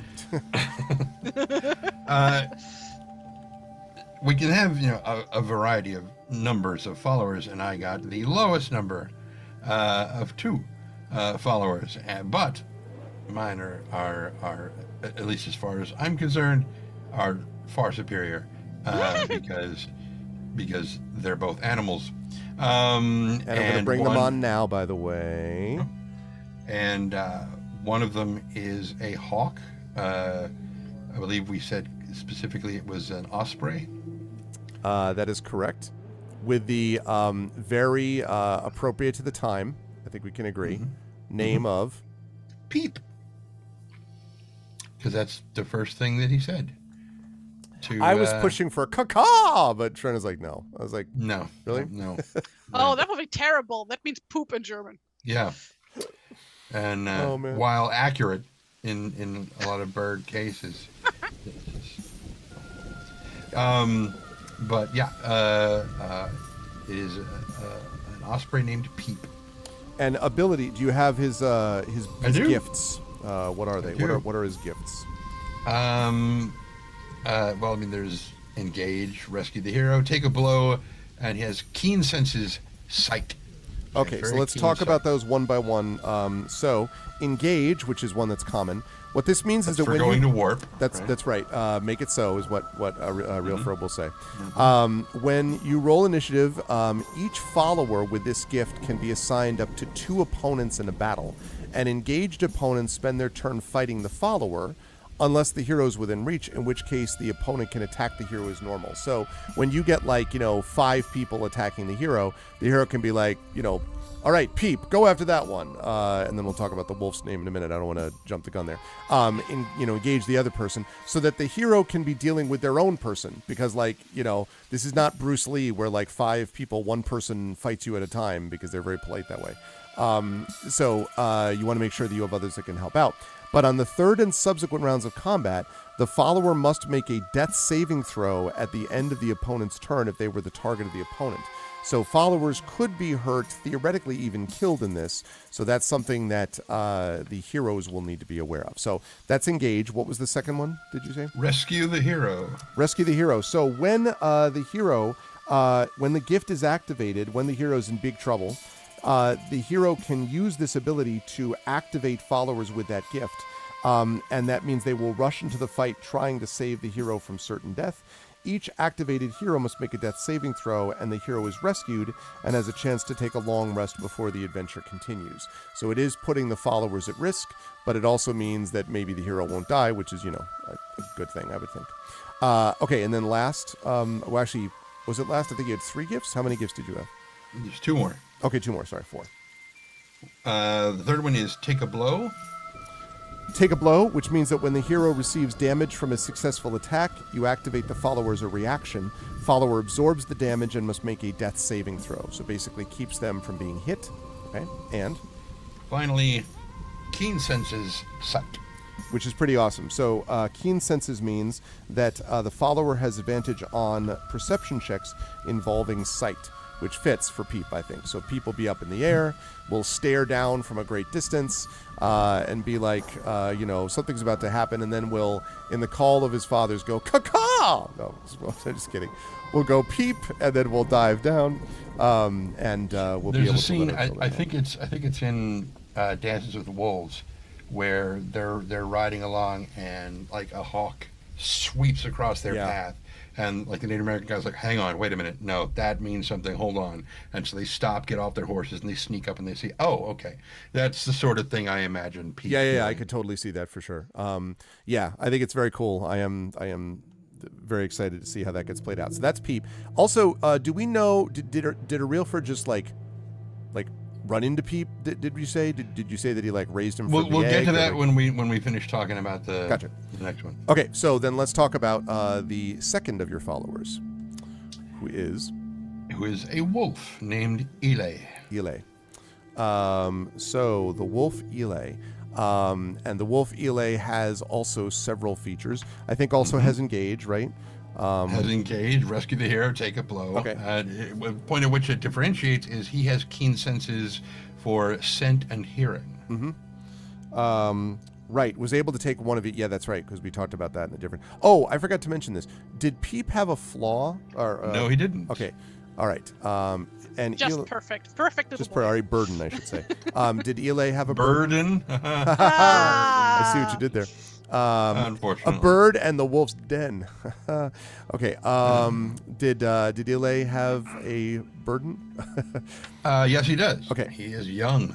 Right, and young means that when He's their not age old. or inexperience would affect them, they have disadvantage on intelligence and wisdom checks because he is a young wolf. Okay, so tell me about how, since we got through him, tell me about how a real fur, again, and whatever you want not to reveal now, you don't have to, but like how did they meet each other, or do we know? There was a point, probably maybe not 2 years ago, because Eli's young, so probably about a year ago. Okay. Where Arvan was out, out gallivanting on the heath, or whatever you want to call it, and he happened to look over and see this, not a pup, but young, wolf, kind of bounding towards him with some weird thing in his mouth. And as he finally got close enough, he could see that he's carrying a stick, what looked like a stick, and there was a bird sitting on the side of the, so it's like, it's a little bit heavy on one side because it's got, birds aren't that heavy, but he's a young wolf, so it's kind of loping slightly, sidelong. And so, they both came in at the same time, and the stick that Ile was carrying in his mouth is actually the torque that Arthur wears around his neck. Oh, very cool. That is awesome. Yeah, it really is. And as we know, wolves can carry things like this that unbalance. In fact, a giant wolf does this with a sword in Dark Souls, which is completely a legitimate way that wolves act. And I think in one of the Zelda games too. Yes, very much part of the mix. No, that's very cool. So, Twilight Princess? I don't know. Yes. Yes, No idea. yes, Twilight That's Princess. the one with the vault. Twilight That's Princess, Twilight Princess. which I actually like. I think that's underrated. Sure. Okay. Anyway, yes. So just one last thing, which is that so they kind of adopted a real fur as much as the reverse, I suppose. Pretty much, yeah. Is a real fur drawn to them in part because of the, like him, they don't know, he doesn't know where they're from in a way, and he doesn't know their story, and he doesn't know his own. Like what sort of draws? They him are to all them? foundlings in their way. It was probably more like, ooh, puppy! Well, kind of. Must pet! A little bit. Oh, definitely. But Whereas with, modern day people, we would get a dog and give it a collar. In this case, the dog came with the collar and the collar went on the human. So Very cool. Okay. Yeah, very, very cool. I am excited to see how that's going to play out. So it's a very neat character. It's going to be fun. I hope so. I don't know. Basically, you guys now know everything I know about him. So we're going to figure it all out as we go. It's a perfect type of campaign to do that with, though. So I think that's good. So I'm excited for that. Okay, let's talk about now. So we have 2. And then we have I'll go get a Vokilda, snack who's like, yeah, exactly. Well, the first of my 45 followers. We got some amazing followers here too. So tell me about the followers you have, Tari, for Vokilda. Okay, so the first one would be Genofefa. Okay. Yeah, you can say the French version if you want, Ginevra or Genevieve. How did you pronounce it though? Genofefa. Genofefa. Oh yeah, that's actually spot on. Huh. Don't look Okay, that did not surprised. expect it. Jeez. What have you done with I'm Greg? used All right, listen. to you never being able to pronounce any of the names I come up with. That is true. We managed our friendship despite my way. No, actually, I do. It's just that you have to remember that I'm also juggling about 300 names in my head at any one time when it comes to these things. So, but anyway, so tell me. So say it one more time. Genofefa. I'm sure I won't have to ask you about that 6 fine. more Just times. say it, however. So I tried to Genofefa. come up with a good pronunciation guide. It's like a gynophoenix. A kind of phoenix. You know what strikes me? Male phoenix. Yeah. You know what strikes me about this picture, by the way? Genofefa looks a fair bit like you, Tari. Is that intentional? I mean, No, but more like incidental. Okay. I guess it's just. Yeah, it's incidental. I didn't mean to. I tried to basically do a human Fluttershy. I see. Pony. I see. That's fine. And demonetized. Why? But tell us about this follower. Yes, she is Vokilda's childhood best friend. And basically she's like a bit of an airhead. And very kind and nice, but also she's like always there for Vokilda when she does something stupid again and breaks an arm or something, and then she's around to patch her up. Oh, Genofefa. her biggest enabler, basically. Right. She basically works in the house of the King of Xanten. As like a cook and baker and brewer and all that kind of stuff, which brings us to the gifts and burdens. I think she doesn't have any burdens. Let me check. No, she doesn't. Okay, she has 4 gifts, which is engage, which everybody has, rescue the hero, and also baker and brewer. So baker and brewer. Now, do you want me to? So basically, okay. So you do it. So the baker is they know how to make bread and pastries. So you can use this follower in a location with appropriate supplies and equipment to feed a group of people. And brewer, familiar with making ale or other fermented beverages, which I assume means that beer bread is in the offering. Activate them to gain advantage on a check or saving throw to do with alcohol. That's going to be interesting, actually, because this will be a situation where, oh my God, I'm going to get drunk, but fortunately I have the saving throw. Whereas, a realfer is just like, I've tasted worse. This has no effect at all. But so brewer and baker for her. It should be pointed out, by the way, chat, that followers can be activated and spent in many more ways than just in combat. And followers themselves will have an impact. They will generally, the way to think of it is, they fade into the background while the heroes are doing awesome things. And then in sort of downtime, the followers come forward again as the heroes are sort of talking and chatting with the followers, and or when the hero is like, we have need of someone to bake, perhaps, and then calls upon her childhood friend, and here she comes into the foreground. But it's not this. What this is not is Tari's character and 4 of her closest friends, actually 5 of her closest friends hanging out. Like, that's actually not what this is. These are followers that are going to be sort of in the foreground or then sort of retreat to the background most of the time as our focus is on the hero.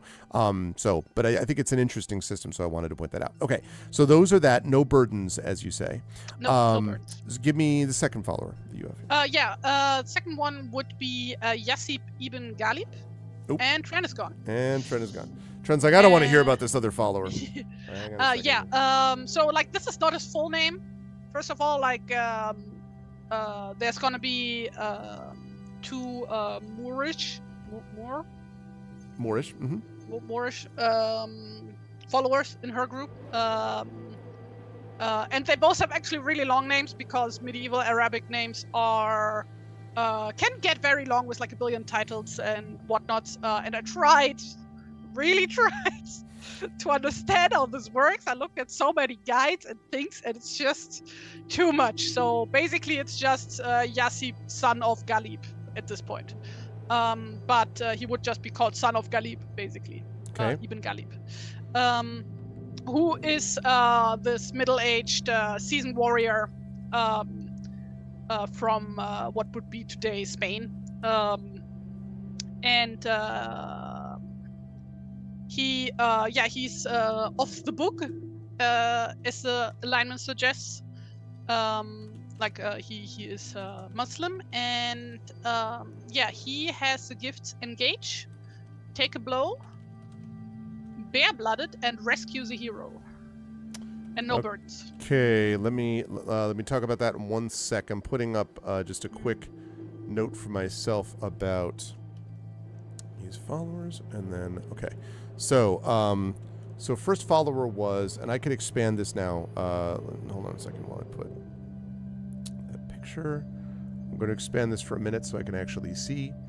All right, so followers. This is all also in that file I sent you. Right, no, I know. I know, but it's helpful to me while we're actually talking about it here. Okay. Right, so Arvan ibn Mundir al. So Arvan ibn Mundir al-Falaki? No, that was Yassib. Oh, no, I know, sorry. I beg your pardon. I was looking at the wrong one. Yassib ibn Ghalib. Yes. Anywhere close? That's I don't know our medieval Arabic pronunciation. I'm just going off the text as well. Okay. So Ghalib. All right. Right. Okay, so Yassib ibn Ghalib. Let's talk about. So you said they have, again, engage. They have I think you said take the blow. Engage, take a blow, bare-blooded, and rescue the hero. Okay, and rescue the hero. Let's talk about bare-blooded. So bare-blooded means that the follower has advantage on strength checks and saving throws. So again, that's something that they can be used in particular contexts to be very effective in that regard. So that's cool. How did Vokilda encounter Yassib? I will get to that in a minute. Okay. I first have to explain also Arvan ibn Mundir al-Falaki. Oh, yes, right. Also,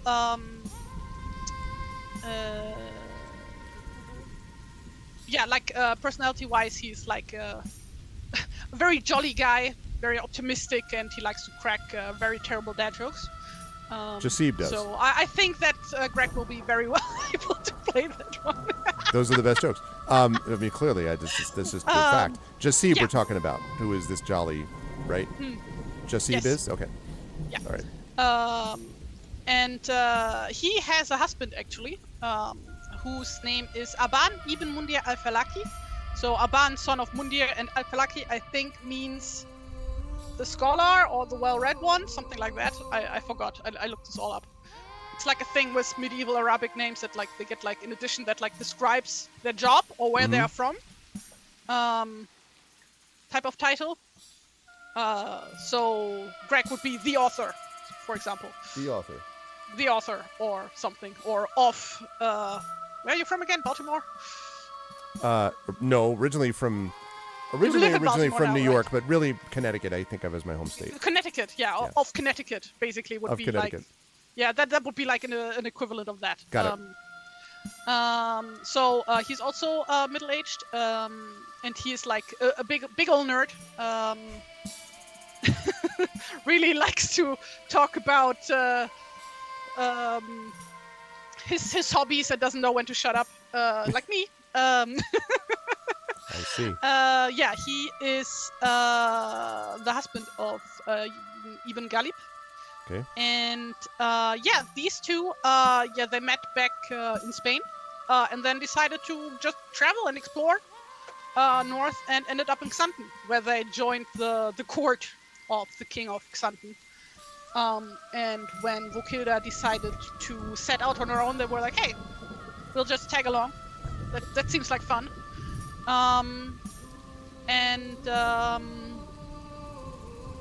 Yeah, that's why they hang out, basically. His gifts are Engage, Rescue the Hero, and Lore of Kings. Ah, that's a good one. So Lore of Kings is that the follower knows many stories about the rulers of the Manish world and many names of kings, queens, and other leaders. You may activate the follower to gain advantage on a relevant intelligence, like legends check is what it's called. And the follower is not spent. So basically you can just be like, "Tell me more, Aben Ibn Mundir al-Falaki." And it'll be like, "Certainly, then the next thing that happened was blah, blah, blah." So that is the Lore of Kings, which is very cool. So these two characters are explicitly inspired by Ahmad ibn Fadlan, who was an early medieval scholar from Saudi Arabia, I think, somewhere there, who is best known for his traveling records from when he traveled up to what I think to like somewhere in the Baltics. Okay. I don't remember which are like the corresponding places in current day, but most people here might know him as the protagonist of the 13th Warrior, featuring Antonio Banderas. Basically, it's like a big thing that like a lot of like the actual writings of the time we have like early medieval days that weren't written down later by Christian monks, were often written by travelers from the Arabic world. Mm-hmm. So yes, Saudi Arabia and Morocco and those places. I decided to put them in Spain because like technically that doesn't really add up time-wise, because I think the Umayyad Empire was a few hundred years later.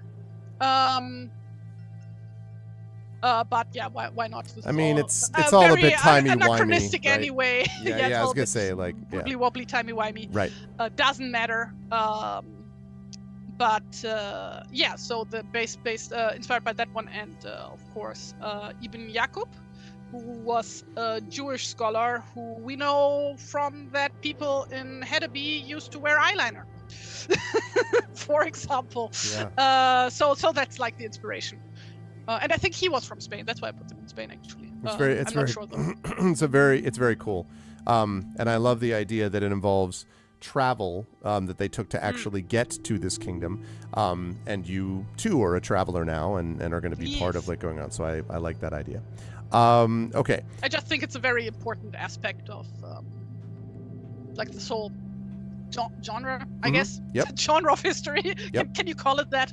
That I think is often overlooked, considering how important like all of this is. Like even Fadlan gets referenced in everything that says like anything to do with like vaguely Nordic, Germanic history, for example. Yeah.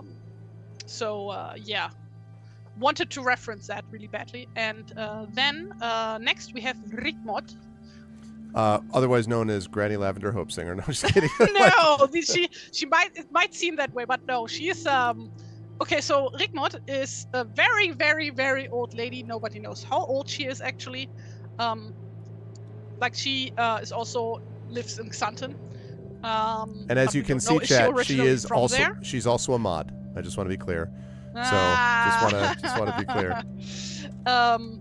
But yeah, she is like kind of like the spiritual mentor guide in this group, because one of the things in the system is that at the beginning of every adventure, there's basically a fortune telling. I don't remember what it's exactly It's called. called the portent, and we will talk about that in a little bit. Yes. And I like to think that Rigmod actually does that for this group of people. Yes, that's a great idea. I love that image. Trends that'll have to be like the hawk or like the wolf will bring things like it's a nut and a stick, and that means this. But no, that's awesome that Rigmod does that. Yeah. Thank you. Yeah, she's actually inspired on a character from a really, really terrible movie that I watched years ago, which is I think it's called Ring der Nibelungen or something. It's like basically this really bad adaptation of the Nibelungen saga. Okay. Where they gave this kind of like old lady, wise woman, fortune teller, sidekick to Brunhilde, the Queen of Iceland, which I just think is a really cool concept that I wanted to steal. But the movie is not good. Yeah. Did you say how she came to be connected with Vokilda? Well, she lives in town and she's just like the local wise woman. Like everybody knows her. Mm-hmm. Basically, she's like known to be very creepy and cryptic, possibly insane. Nobody's sure if she's even human. Like who knows? Like she's also like inspired by like all these stories that you have about Odin. Where it's like, oh, he like disguises himself. Went as around like to different guises, yeah. Mm-hmm. Right, like so, like some people like talk like, oh, maybe she's like Odin in disguise, something like that, right? And also like this whole idea of like that, like in the Eddas, it's like suggested that so-called women's magic, Thaser, is kind of an evil, bad thing, witchcraft, basically. It's a bit unclear, and also again Christian influence, blah blah. And so like the idea that she practices this old, ancient kind of women's magic, that is like feared, possibly. So that's super creepy cool. Old lady. That's super cool. And then. And last, actually, wait. Sorry, burdens first of all. Okay. And so gifts and all that. Does she do any of these have burdens? Yes. They have burdens. That comes next. Okay. Okay. So her gifts are engage, rescue the hero, Raven Mind, and Seer. So Raven Mind, the follower has advantage on intelligence checks and saving throws, which seems very logical. And then you said the other one was Seer. Which means you activate the follower to roll a d20, and you can spend the follower to substitute that roll for any d20 roll made by the player. So basically can re-roll a d20. No, not that way. It was this way. Something like that. Yes. Okay. What about burden for... Yeah, sure. Okay, she is slow. Because, she's a frail old lady. Like, I did want to go with frail first, but I was like, no, it's less like that she, like, breaks her bones easily. It's more that she just can't move. I'll arrive at some point. Time will come in its own way. Yes. Okay. When in doubt, we have to carry her. Okay. And then, of course, this last one, and I love the work that Tari put into this. His name is Guy. No, it's like, I need a guy. Yeah, sure it is. It's Guy. Sure it is. No, it's different. See, it's Guy. Yeah, sure it is. Okay, so the thing is, like, he started out like, okay, I don't know what else to do now. I did like all the cool, fun concepts. What else? Okay. His armor's red, by the way, Chad. It's supposed to be. It's a red shirt. Okay. Just saying. But like, I think he's gonna become one of my favorite characters because the concept is just so much fun. So Guy is like in his late 20s, early 30s. Also one of Vokilda's brothers in arms. And it's like, he's not from Xanten. Like, it's unsure where he's from. Somewhere further west. So like, maybe he's Frankish. Okay. Which is why his name is pronounced Guy, not Guy. Because it is the French pronunciation. Right. So his name is Mignon, but it's French, so it's Mignon. Like, it's totally different. Filet mignon, yeah. Yeah, filet mignon. And he doesn't talk much. He like mainly communicates and just grunts and nods, like, which I think Greg will very much enjoy playing out. Very stoic and serious. Very stoic and serious guy. Guy. Very stoic and serious Guy. Yeah. He met Volkilda on one of her past adventures where they just ran into each other and he just decided to tag along. And the interesting part about him is that he's a Christian, I think, is interesting. Yeah, neat. Because like the ideas like where I placed Volkilda like geographically, that's like very much on the border, quote unquote. There was no border between like where Christianity had arrived already and where it hadn't. So I think it's an interesting idea. He's from further out west, which would have been earlier, would have been Christianized earlier. Yeah. As far as I know. Again, I'm not a historian. I just read a bunch. I might misremember things, so do your own research. Yeah.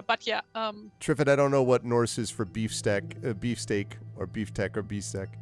It would be funny if it was like ghee also happened to somehow be Norse for something. Okay, what about gifts? What does he have? Yeah, so his gifts are engage, take a blow, and nimble. He is nimble. So unlike the previously mentioned Rickmod, he is advantage on dexterity checks and saving throws. Burden? Yes, he's awkward. Doomed to die. He's awkward. So yeah, basically he has disadvantage on charisma checks because they're like, and what of you? Like, it's just like, I demand that you be courteous. Like, you know. Okay, so yeah, so he will be awkward. Like, he can't speak, it's just that he chooses not to. Yeah, no, of course. Absolutely.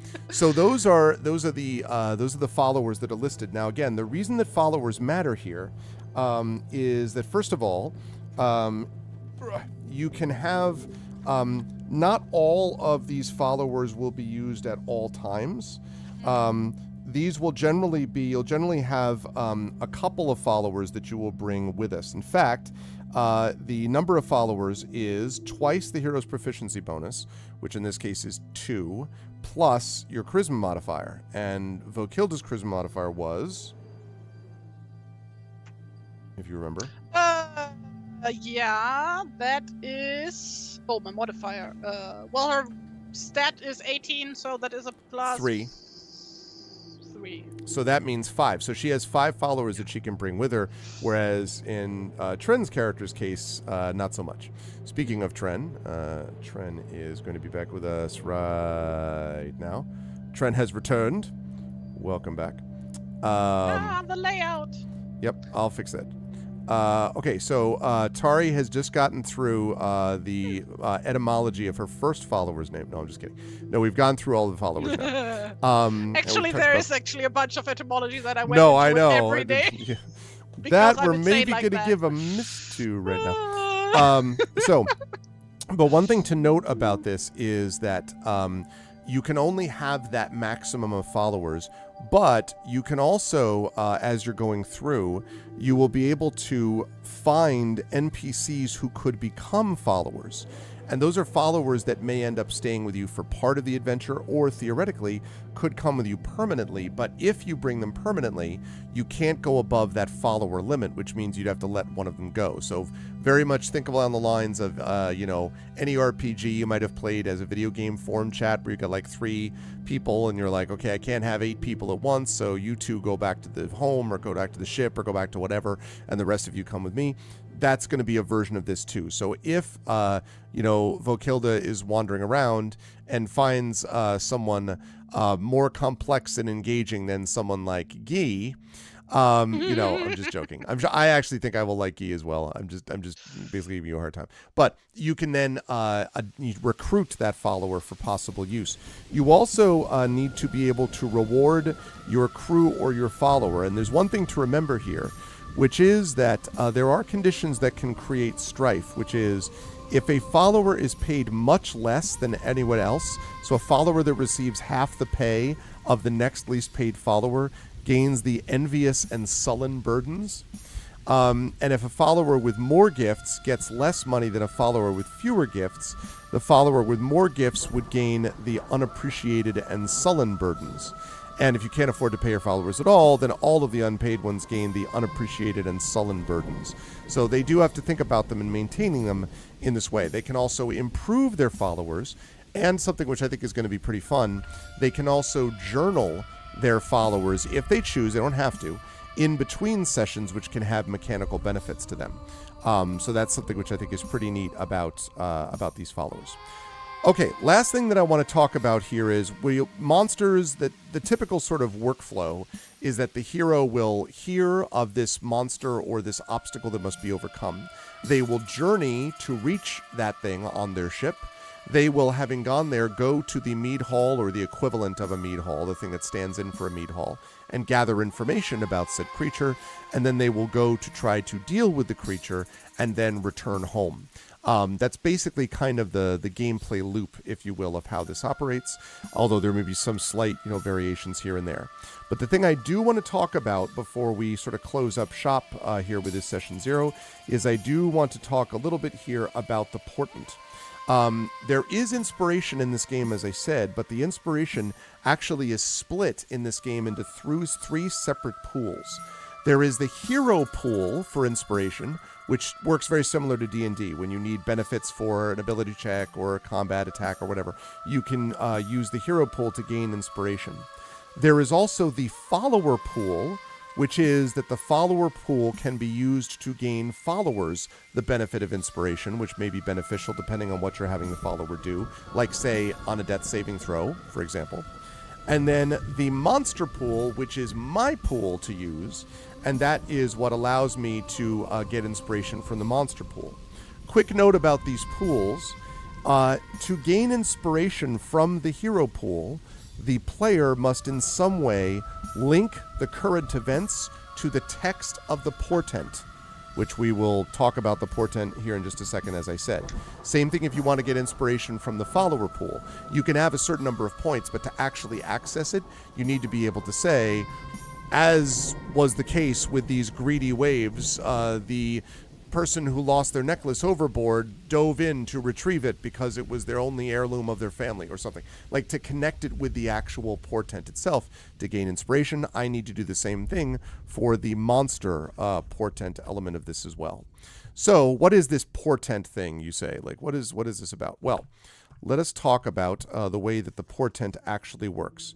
So before this happens, the portent is assembled as follows. The player rolls 1d4. So let's actually have one of you fine folks do this. You could just do it like on wherever, like on Roll20, or if you're not on Roll20, I guess I didn't give you the link. So you can just like roll like a d4 in front of you or whatever. Yeah, like that's fine. Okay. This is how the portent will be generated. Okay. Tari, would you be so kind as to roll 1d4 for me, please? 3. Okay, Sorry, 3. spoke Dutch there for a second. 3. 3 is the number. Okay. So 3 is noun adjective. And so what noun adjective means is that shows you what the table is going to roll. So you roll once on a noun and then once on an adjective. So to roll on the noun thing, what you're going to do then is you're going to roll 1d6. This is for the noun part of this. So roll 1d6 for me, please. 3. 3 again. Okay, that is boast. And then I need a second 1d6. Actually, it may not be boast. Depends what the other one is. 5. Okay, it's not boast. So it is salt water. So that means the noun is now salt water. Salt Yum. water. Okay, now the Ooh, adjective. that works so well, actually. 2 1d6s again for me, please. Because her journey would, of course, start out with her leaving Santon and sailing down the river until she reaches the North Sea, which would be saltwater. And also... Sorry, I'm sorry. Before you go on, I just forgot to mention, sorry. Because that was on the chart, on the little paper that I'm looking at, that's blue. Blue means that the follower pool would get an inspiration. So the follower pool has 1 inspiration in it. Are you writing these down, or do I have to do it? I'm writing them down. This is just for testing. We're not actually going to use this for Session Zero. It's not the actual point. No, it's not the actual thing, no. Just a demonstration. Yes. It's an unimportant portent. Nah, it's an unimportant. Yeah. Okay, salt water, so adjective. So what are those two D6s? A 1 and a 6. Okay, a 1 and a 6, that is red gold, and that is green, which means that we now have 1 inspiration in the hero pool. 1 inspiration. Okay, so that is red gold, which means when you put that together, the first half of the portent is red gold salt water. So that is the first half of the portent. Nice. Now, the second half of the portent, again, is 1d4. So we do that first for the structure. A 4. Okay, that is noun. And so now the next thing you do is you're going to roll 2d6 for me again. Well, 1d6 and 1d6. A 2 and a 5. Okay. 2 and a 5 is waves. Appropriate. All okay. the water-themed ones. And that's also blue again. So now we have 2 inspiration in the follower pool. And now 2 more times for the 1d6, please. Again on the noun. A 1 and a 6. Faith, which is the player pool. So, faith, which is, that means that we would have, so we have 2 inspiration in the follower pool, 2 inspiration in the hero pool. So what that would lead to then is buried threaded. So the full portent then would be red gold, comma, salt water, waves, comma, faith. So that's the portent that would be used for Tari's adventure, specifically for the journey that would take place. And in the case of that, what we would then do is you would prepare and ready the ship. And then I, based upon the portent, would develop a certain amount of challenge. So the first element of the portent was, I forgot to write these down, but I think it was, let's see, noun, adjective was red gold. 1-6, I think it was. Was it? It was 1-6, I think, or 6-1. I forgot to write it down. 1-6 was the second. What's the last one? The first one though, for red gold. 3. It was 3. 5, I think. 3 and 5. Yes. Okay. Thank you. So what that would mean is 3 would be people, and then when I go over to people, 5 would be this, an abandoned vessel. So you would have found an abandoned vessel on your voyage, which would affect the adventure, and you would have to work with that, and I would construct something around that. So that's the way that challenge would work. And generally, you have a couple of challenges, so you use a set of grid numbers from the portent. So let's say you resolve that one challenge successfully. Then we would move to the saltwater part, and the saltwater part. Oh, I'm sorry, that was the first one. The second one was red gold, right? So Second was red gold. Yeah. So red gold, which was, let's see, I think that was also 3 and something, wasn't it? Or am I wrong? No, it was 1 and 6. That was the 1 and the 6, I think. The last one was 1 and 6. 1 and 6. I don't know. I'm very, very bad with numbers. Don't ask me to remember numbers. I can't even recall my own. I think she rolled 3 twice because she didn't say it in Dutch the second time. Yeah. I wonder how I got red gold then. Because you did noun the first time. Well, all right. Let's assume for the. I need to remember to make the number. Write the numbers down. This is going fantastic. But regardless, no. It is going fine actually. 6 and 1. So what that would mean then is that your second challenge would be a water-based challenge, and it would involve, in this case, shoals or reefs that you would need to travel through this narrow strait to avoid being damaged by the rocks under the water.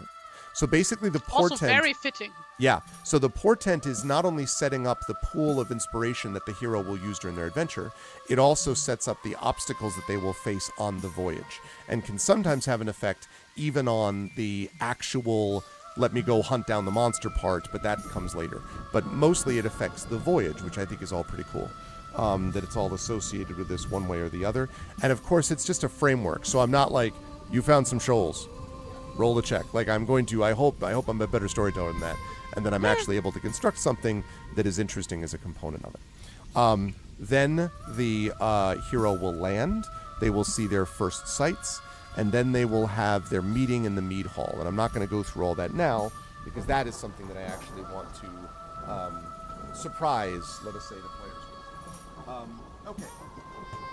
Last note, then, that I want to make before I let these folks go. I was about to say, before I let them go completely, yes. In that particular case, yes. is I want to mention, and of course they are sworn to honesty and not try to go look these up anywhere, which I'm sure they would not do because they are made of more stuff than that. I didn't even finish what I was saying. You have no idea what it is.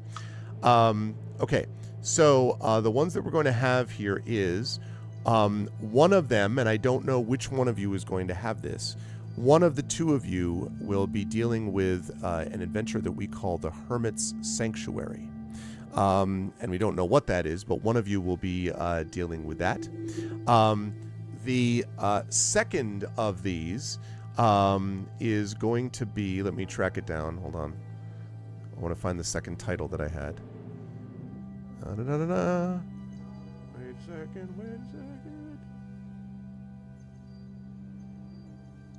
Nope, not that one. Where's this one? There are a lot of adventures, which is part of the point of this. So, okay, hang on. I almost have it. No, it's not that either. I have so many good ones. Like, I was like, maybe I could do this. Okay. This one.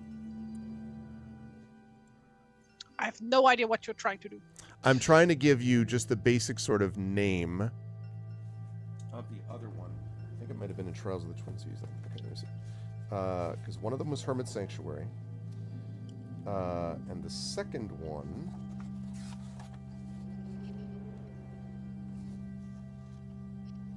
So what are you eating, Trent? Tortilla. Exciting! Okay. Second one, I believe, although I will confirm, is Horror at Harrogate. So there are two different adventures they're going to go on, and they won't know any more than the fact that one of them will be doing one of them will be doing the other. Now, you might ask, chat, well, why are you saying that? Because this adventure, this campaign, is kind of structured a little bit around, almost literally, Monster of the Week, or in this case, Monster of the Session, in that they will be dealing with so these many different... boyfriends for Trent. They will do. It's going to be a very different sessions between Tari and... I murderize the monster. I'm also into monsters. Mine will be the horror version of the Love Boat. And... Well, I love the image of like one side of the whale road is like the monster numbers are just like dwindling, and the other side they're actually increasing, and you're like, how is this like? No, that of course they will both not do anything exactly that way, but they will be involved with very much like going to deal with different monsters across different places. Although, as time goes on, those things may begin to coalesce into sort of more comprehensive narrative after they've done this for a little while. There is, for example, a King Beowulf thing, which Handiwork Games has just come out of Kickstarter, which I think is really interesting too, which looks at this on a kingdom level, which we may or may not consider more of as we go along. We'll see. But in any case, so that's what we're going to be looking at. And the way this will work is we're going to be starting in January. And we just discussed this, and I think we more or less have this set. That Tari and I are going to be doing the Gamebook illustration stream, finishing up Chasms of Malice. I think we'll be finishing it up. We'll see. That'll be on Tuesday, January 2nd. So that'll be, what is that? I think it's two Tuesdays from now, 2 weeks from now. And then the week after that, Tari will be doing her first adventure with Vokilda. And then, hey, Tom. And then the week after that, the 16th, Tren will be doing his first adventure with a Realfer, and that'll be his part of the adventure. So each one of these folks is going to be with me once per month, and you watching it back at home or watching in the VOD later will get 2 sessions of Beowulf a month. That's basically how this is going to work. And then we will see how their characters develop over time with the followers that you see above. So I am super excited about it. There's a lot of poetry and exploration and quite obviously heroism and stuff like that you're going to see. Full out what, Trent? Poetry in motion when he turned her eyes to me. Yes. I'm going to be expecting full out singing as well from everybody. Just Nope, not for full me. Oh, yeah, blast, especially full from blast Trent. singing, and stuff like that. Row, Not row not your exactly, boat Tom. I'm gently going to down talk a the little bit stream. more about Beowulf, but I'm going to let these folks go after that. Before I do that, though, so I guess what I'll just end with for these two is final thoughts about what you're hoping for from the campaign. Trent, I know that a lot of this is discovery of a real through play, but do you have any sort of the vibe that you're hoping to get from the campaign in some sense, I guess, which is clearly different from an Eberron vibe. So, for example, Right, and I think you kind of touched on it when you were, admittedly, somewhat jokingly talking about, on one side the numbers of monsters are dwindling, on the other they're going up. Yeah. I think that just means that at some point, Adolfo will realize that his purpose in life is to basically set up the erotic monster version of the Island of Misfit Toys, and just all of the monsters are like, oh, let's go over there. He's like, yeah. And Vokilda's like, why are there so many monsters? They just keep coming. I don't. Yeah. It's going to be a good time. So. And she shows up to kill one of them. Is like, bitch, get away from my man. Kind of thing. That'll be where our characters first meet each other. Right. Right. That'll be great. What happened to your Beowulf campaign? Well, they all sort of killed each other. What? Well, it was a long story. She was a monster who was trying to kill my man. Exactly. So it's going to be a good time, though. I'm excited to play it. I'm also excited. I've been talking to Trent about playing a duet system with him and having a GM for one player thing for a while too. So I'm glad that we're getting a chance to do this. Do you? Where will the folks, I guess, see you next, Trent? Is my question. Here on the internet, probably. On the 30th, right? For some Eberron. Yeah, for more Eberron. Yep. Aside from that, there are a lot of hello, Fox. There are a lot of Hello. What are those called? Narrations of mine that you can listen to, which isn't really seeing me, but theater of the mind kind of thing. Mm-hmm. One of the ones that, as I mentioned at the top of the show, is done and is going to be coming out soon and is currently available for pre-order is the link which I just put into the chat, which is the Inner Space and Outer Thoughts book from NASA and JPL authors and whatnot. And that's it's awesome. So much fun. It's going to be super cool.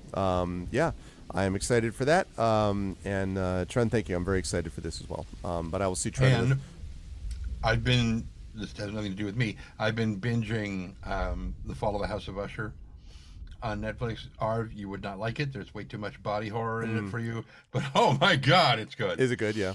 Yeah, it's good. I had a student of mine from my Revenge Tragedy class from 5 years ago reach out to me about a film called Old Boy, which I've heard of but have not seen. Oh my God, I love Old Boy. Yeah, and was saying she had just seen it, and she's like, it kept reminding me of your class because of this whole vengeance thing. And I'm like, yeah, the whole thing is about the guy pursuing vengeance, from what I understand.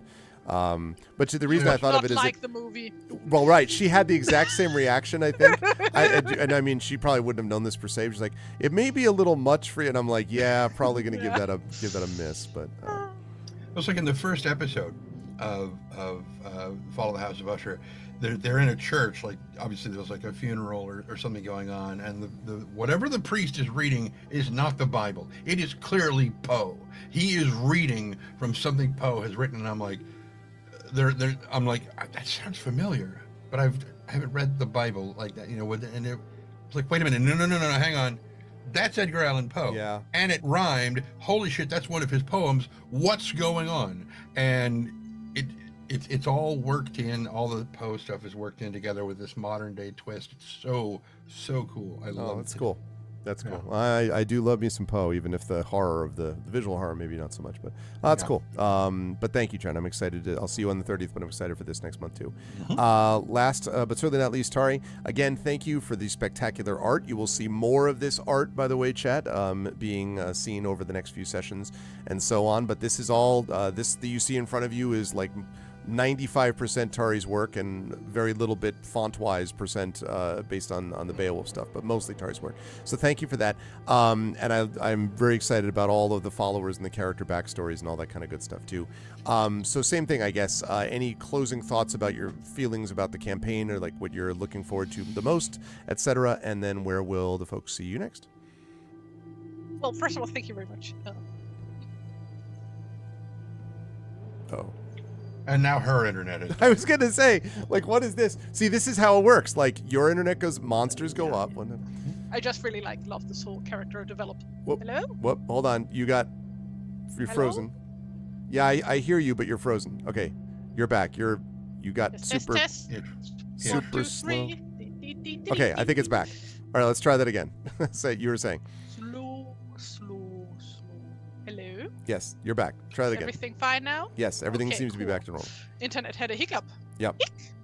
I love this whole character design stuff, obviously, and like doing like research for this was a lot of fun. Like digging through like various manuscripts, even though, and that was like really a fucking pain in the arse. Like, of course, like all of these old English manuscripts, right? They are all digitized for like what's it called? The Library of Britain, I think is what it's called. Right. And the website is down, has been down for weeks. Oh, really? Because of like cyber attacks or something. Oh, great. Wonderful. So I had to like rely on like various single screenshots and stuff. It was fine. It was fine. I would have liked to like actually go through a whole manuscripts because that's like kind of my jam. Just looking at the pretty pictures. But yeah, what I hope to see from this campaign, I'm not entirely sure, to be honest. I've never done a duet game before, but what I think will definitely be there will be a lot of like really stupid jokes. The way I know. Trends in mine will be a lot of like sort of intense role playing mixed with like references to, you know, how hot the monsters are theoretically and stuff like that, right?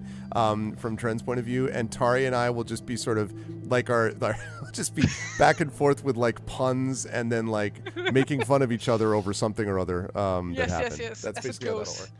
But there will be both humor and seriousness in these too, because that's how the play actually works in this context, and I think we'll see that as it goes through. I'm very excited for both of them. But otherwise, you're saying. Yeah, and obviously, like I will go on constant tangents about history, this archaeology, that saga, this and that, and while backpedaling from the 30-foot tall beast, right? Just kind of like, yeah, you know, fascinating this subject. Is a reference to that one stanza in the saga of so and so. She's like a tour guide on full retreat, like, and on our right we have, you know, like.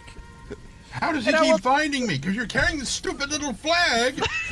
And meanwhile, Guy's like, he's sort of backpedaling.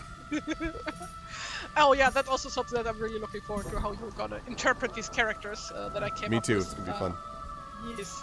I don't know if I'm like the worst or the best player for like doing like the whole like the Word document thing that I sent you with like all the follower info. Both.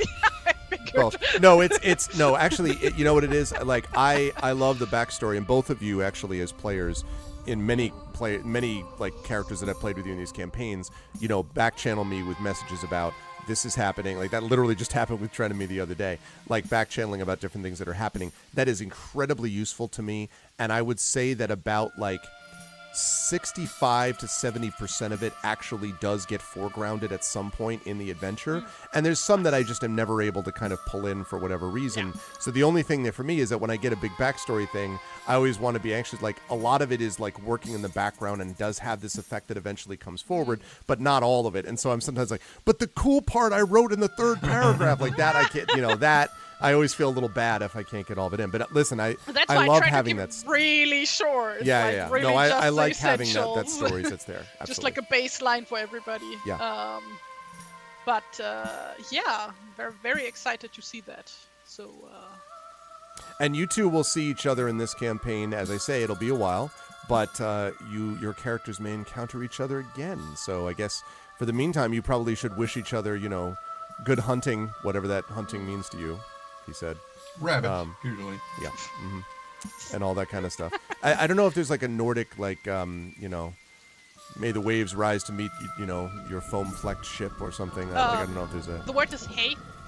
Hey? Literally, it's just hey? Hey just means goodbye. Hey. It means hello and goodbye. Hey. Hey. I think, anyway, in like modern Swedish or something. I don't know.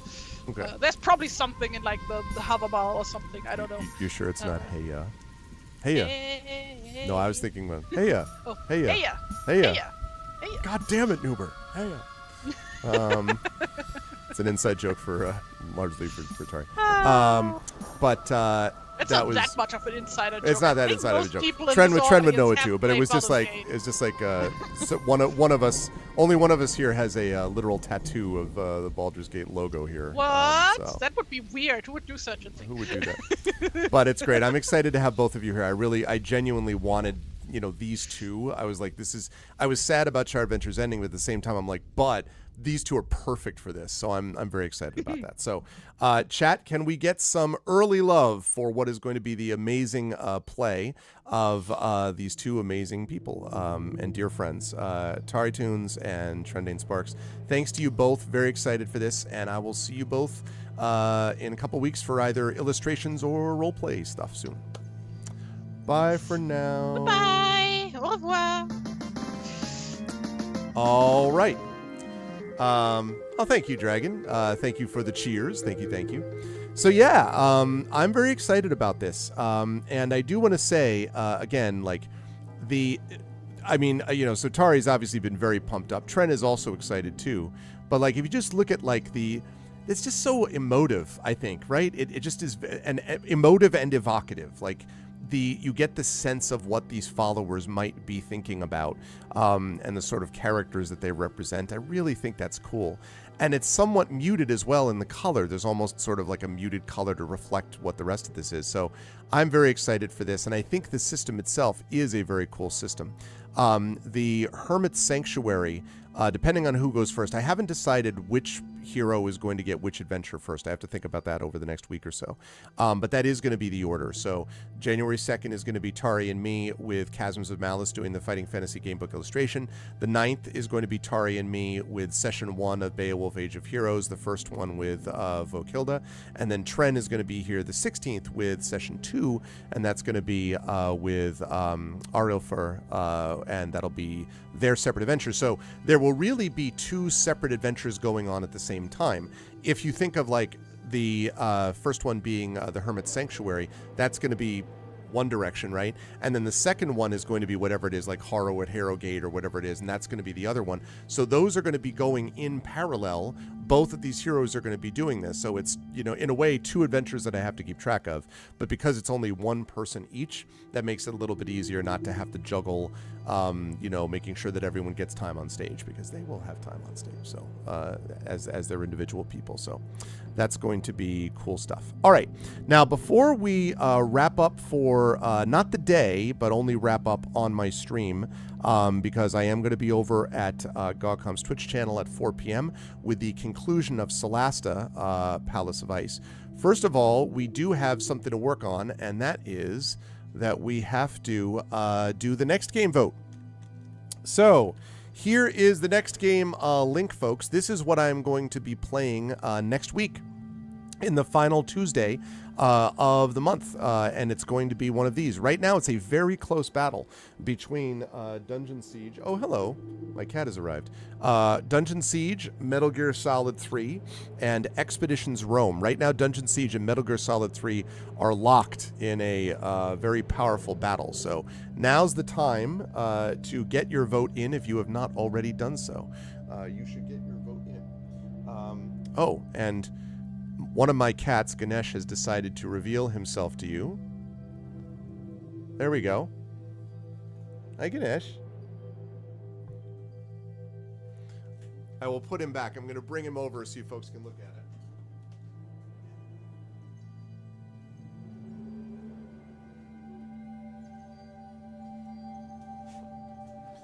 This is Ganesh.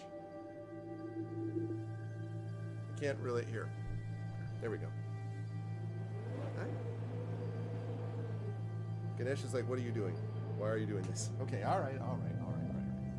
Here, let me put you back where you belong.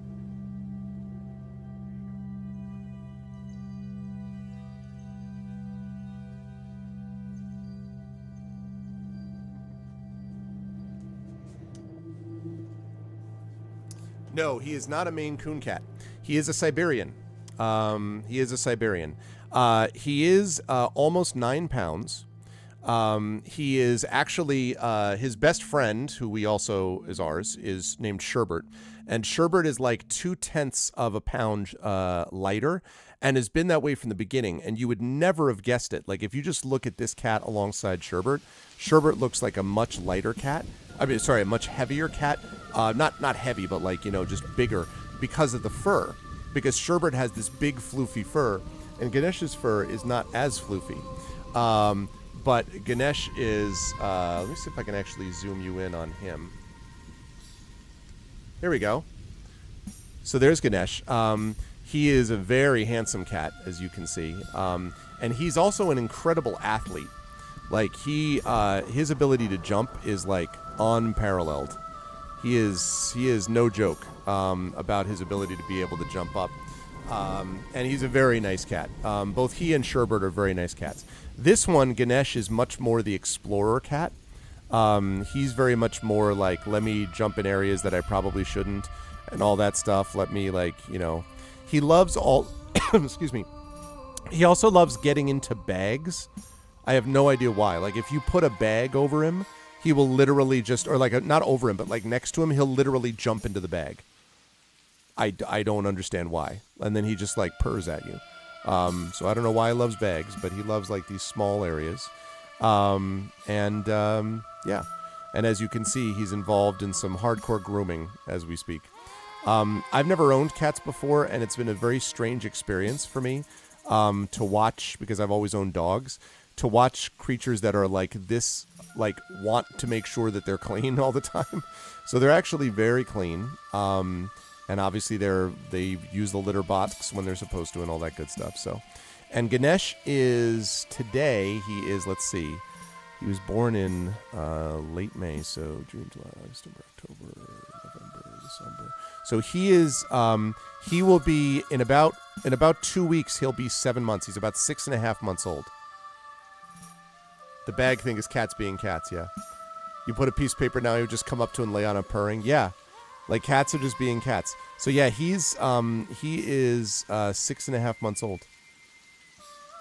And so Siberians can get up to as much as 18 pounds, sometimes even 20 pounds, but like probably most Siberians are going to settle in about 14, 15 pounds, which is big for a cat. Not very big for a dog, but it's big for a cat. So this is a big boy. So yeah, the picking him up and stuff like that, they're very used to being picked up and petted and all that kind of stuff. So, but they, especially in this scenario, he was like, look, I came up here so I could hang out with you on my cat tree and like groom myself and then probably go to sleep. So that's what I'm doing. So I don't know what you're doing over there. But anyway, so that is Ganesh. And if I see Sherbert later, I will, then we'll definitely have him show up as a part of it. So there is. See, Triffid, you said the other day, you're like, well, if the cats even show up. See, now, our patience has been rewarded with the presence of the cat. The cool thing about this, actually, is they really do spend a lot of time. They do spend a whole bunch of time with each other. They will always have stagey bucket. Yeah, they do really they like spending time with people. Like, almost never do they want to be just by themselves in a room. Like, they'll be down with my daughter in her room. Sometimes they'll hang out playing with my son in the kitchen. Or they'll be hanging out with my mother-in-law, who lives with us on the first floor. Or they'll be, the only place they're not allowed is they're not allowed into the basement, because that would be a bad idea. They're not allowed into, like, we have, like, this one unfinished closet, so they're not allowed in there. They are only allowed up here when I'm up here, and the only reason for that is because of there's people were like, oh, you should get cable protectors. There is no way. I've tried to be as organized as I can, and still, there's no way that I could get enough cable protectors to protect all of the cables beneath my freaking desk. And I kind of need them, so I can't have them chewing on things. And they're not really into chewing cables anyway, but I just, so they are not allowed to be up here when someone is not up here with them. But otherwise, if they want to come up and hang out or whatever, that's fine. But they They are very, they're very like, they really want to be around humans all the time. They want to be around their pack. And as you can see, they are very focused on being with each other. So that even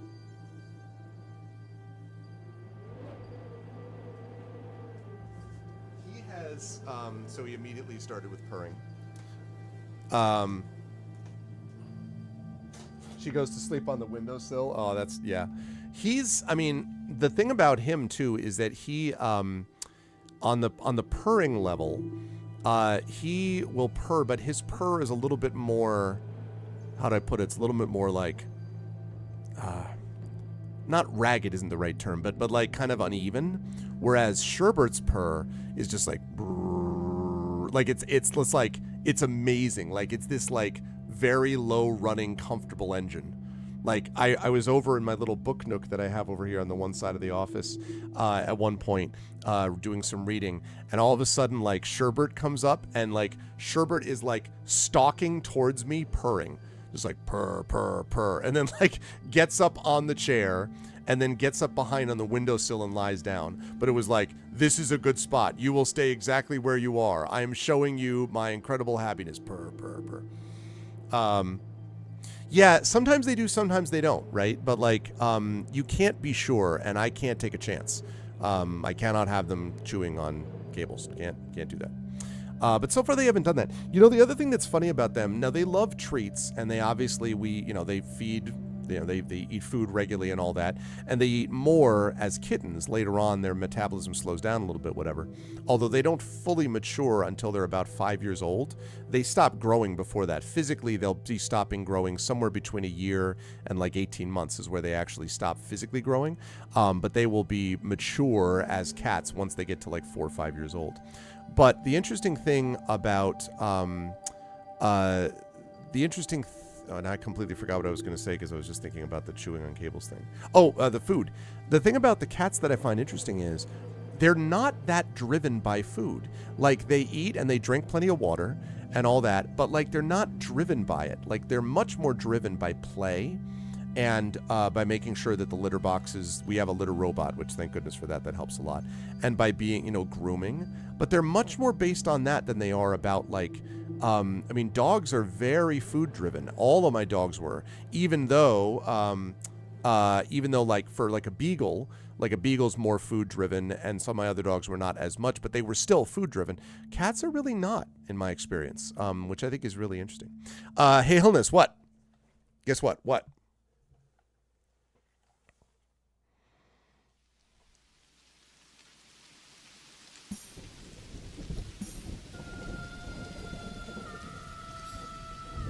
Oh, okay. I like that music, but maybe we can give that a rest now. Okay, yes, thank you for the ooh. Oh, nice. Hey, congratulations. See, I told you. Listen, one of us I have someone here told you, congratulations. I told you that was the case. Are you at liberty to say anything about like location? You could talk about location, right? Because I think you brought it up here before.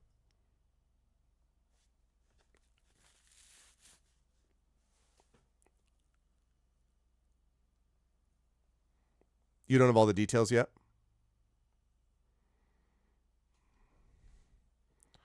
Okay, so you want to hold up. I guess, how would I guess what I'll say is that the location will be considerably closer to me than where Hillness currently is. I'll put it that way. I think I can safely say that. The location is considerably closer to my general locale than where Hillness is at the moment.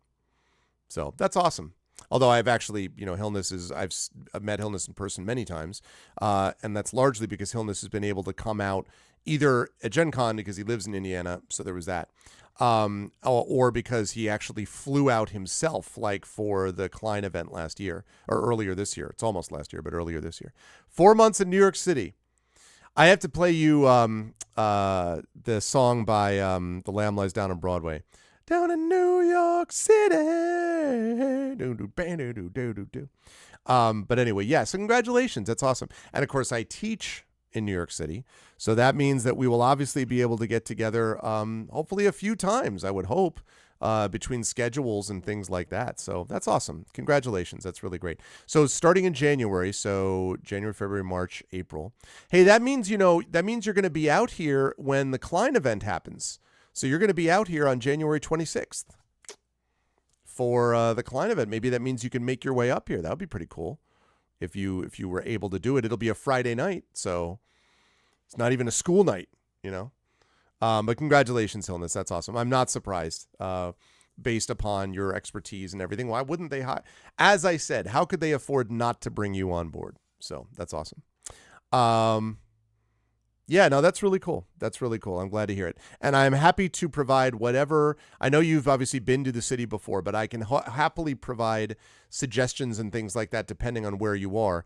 I have, of course, lived in the Bronx, and I have taught in Queens, and I've lived in Brooklyn, and I have taught in Queens for many years, and had friends who lived, and actually lived for the first 2 years of my life on Staten Island, but I'm here to tell you that I don't remember what Staten Island was.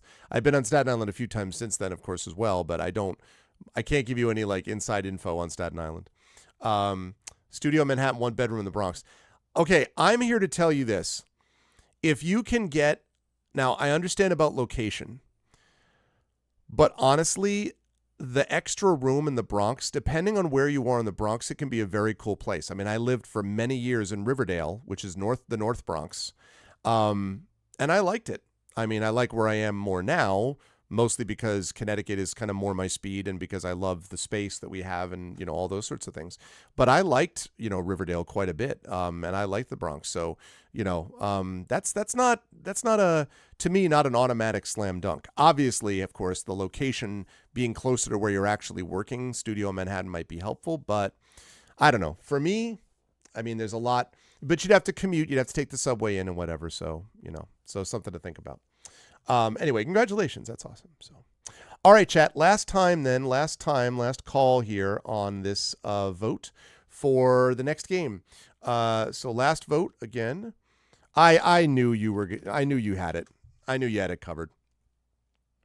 I knew it all along. Okay, so last chance to get your vote in, chat. Very close right now. 8 votes for Dungeon Siege, 7 votes for Metal Gear Solid 3. Looks like Expeditions Rome is not going to get it done. Looks like that is not going to be the winner. So it's a very close vote between Dungeon Siege and Metal Gear Solid 3. So, and right now it's tied. It is right now tied at 8-8. So the next vote is basically going to win this. 8-8. The next vote is going to win this. And Dragon Spear already broke a tie, actually, so I know it wasn't him who did it this time. 8-8. So who will win this titanic struggle? Dungeon Siege or Metal Gear Solid? Is this you who did this? Okay, and the winner is... Da-da-da-da-da-da-da-da. And also, hi, Akucho. Dungeon Siege. All right. So that's the game I will be playing, Dungeon Siege. I will be playing next Tuesday. So you will have a chance to see Dungeon Siege. We got another vote in for there as well. Yeah, I know, right? No, it ended up winning 10-8 to 1. Dungeon Siege won. So close one. Metal Gear Solid will be back. But Dungeon Siege, I'm excited. I don't actually know. I'm trying to remember if I ever played Dungeon Siege before. I feel like I might have. But I always get it mixed up with Nox, and that's obviously not it. Yeah. The actual 3D. It's almost like it has some vague Diablo-ish things. You begin as a humble farmer. Of course you do. Yeah, it always kind of reminded me of Nox a little bit too. So... Oh, hey, what's up, Yadasak? I'm just actually wrapping up right now, but I'm sorry about that. But I'm glad that you were up to date on everything vaccine-wise anyway. So that will pass at least. Oh, you're going to be in Brooklyn. Well, I also was in Brooklyn. Depends on where you are. I lived in 2 spots in Brooklyn. I lived on 16th and basically Park Slope in Brooklyn. And then I lived also down by 4th Avenue, not that far from where they now have the Barclays Center where the Brooklyn Nets play. I basically lived right near there as well. So I lived in both of those places. Brooklyn's also cool. So... No, sorry, Yadisak, because I was running. Normally I run from 12 to 3, and we just got done with our Beowulf Session Zero. But I am going to be over on GogCom's Twitch channel in about an hour and 15 minutes playing some Solasta Palace of Ice DLC. So I will be over there, and you'll be able to see more of me then. That will definitely happen. So yeah, and I'll check. I think Dungeon Siege. In fact, I'll double check here. Get Dungeon Siege from GOG. I think it's available on GOG. And so let's see. Art and music from, okay, so that is being handled with Tari.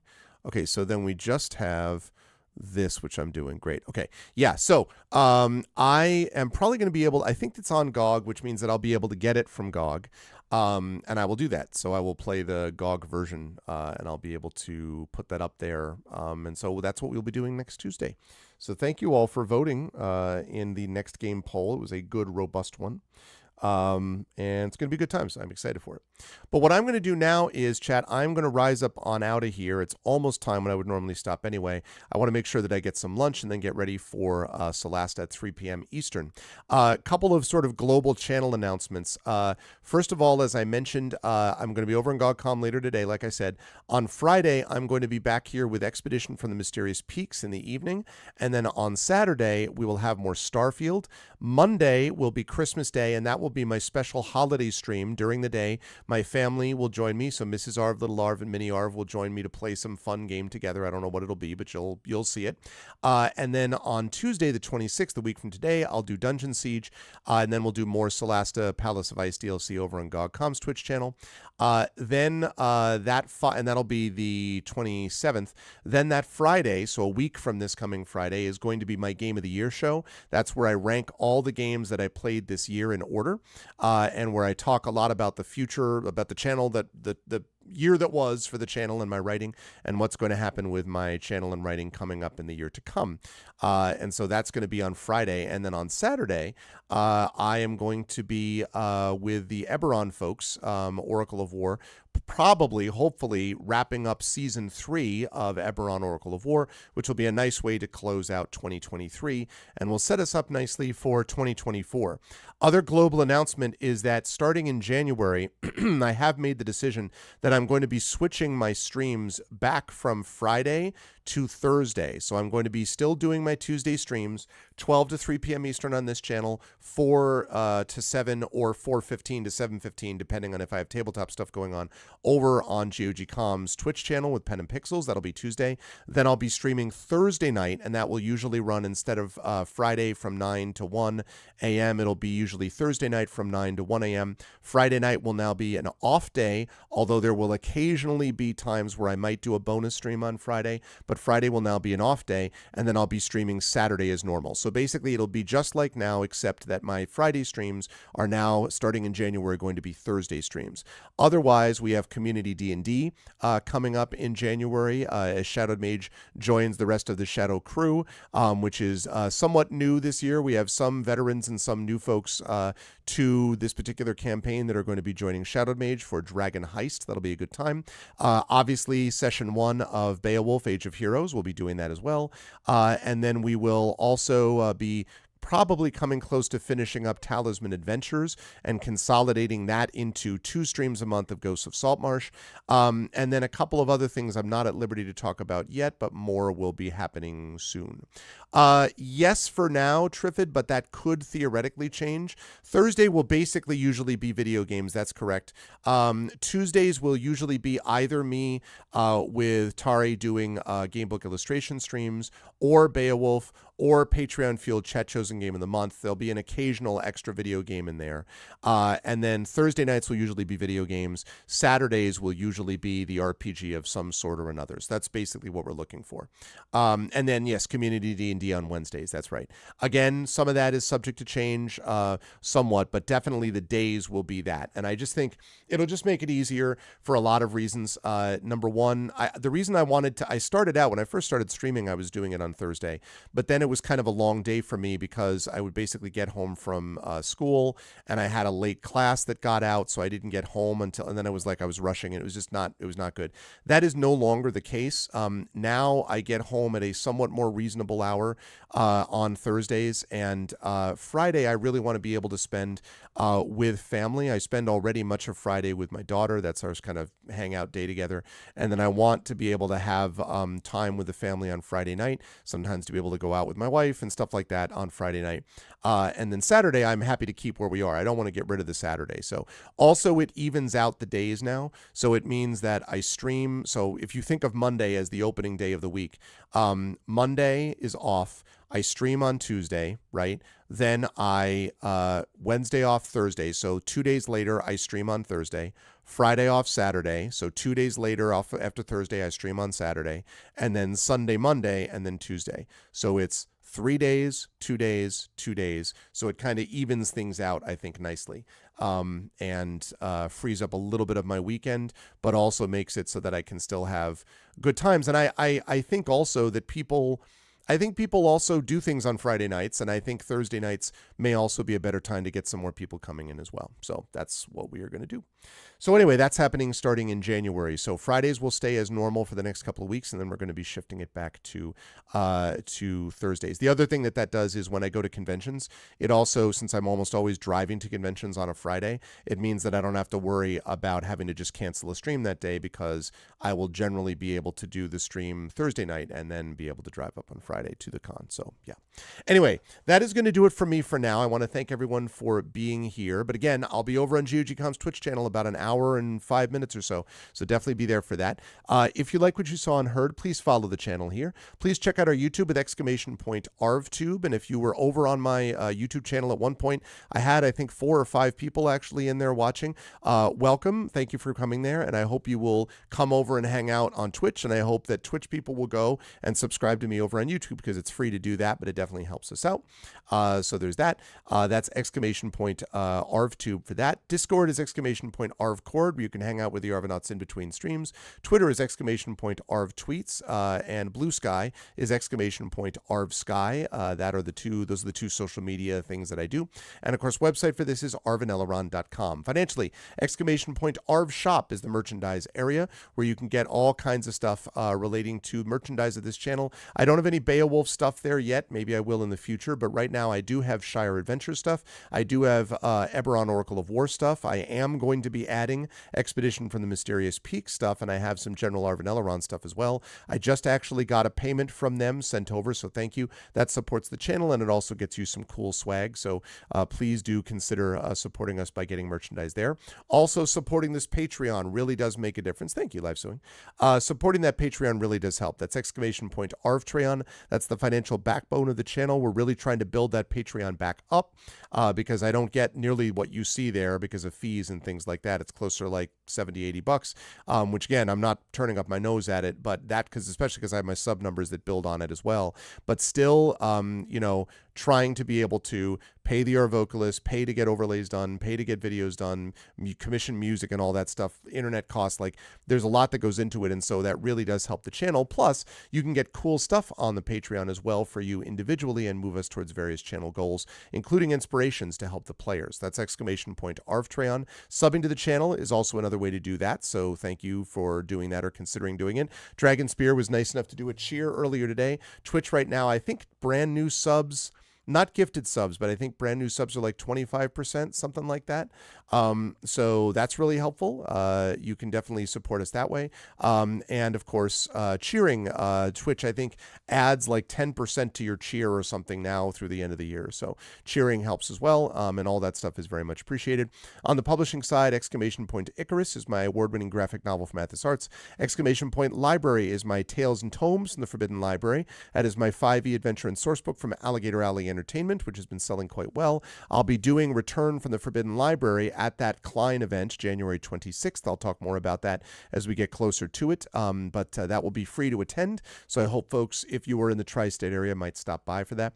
But that is all to be found in the library, Tales and Tomes from the Forbidden Library, exclamation point library for that, and from Alligator Alley. And then last, exclamation point Greyshade will get you over to my Grey Assassin trilogy. Right now, Greyshade and Renegade, the first 2 books in that Grey Assassin trilogy, are available. You can buy those right now at that link from Athos Arts. You can also buy the audiobook by Trend Sparks, who you just saw, of Greyshade, which was awesome, also put out by Athos Arts.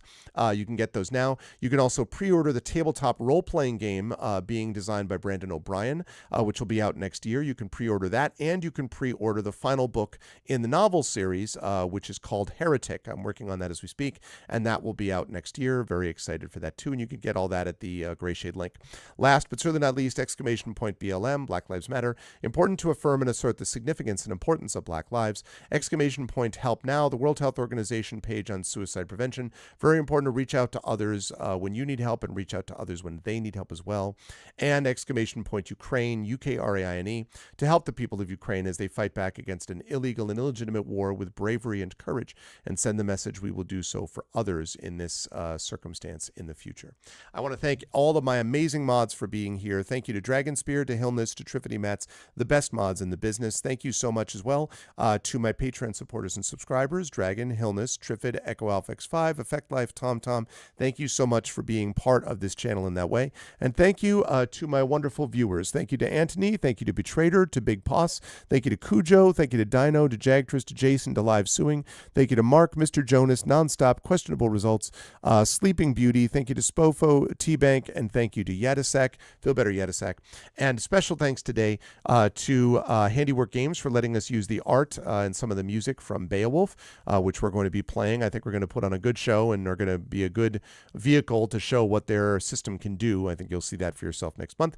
But thank you to Handiwork Games, and a special thanks to my players, TariToons and Trend Sparks, for being awesome and amazing. And thanks, chat, to all of you for being awesome people too. That's it for me. I will see you folks over on GogCom's Twitch channel in just about an hour for Solasta Palace of Ice DLC, and then I'll be back on this channel on Friday with some Expedition from the Mysterious Peaks.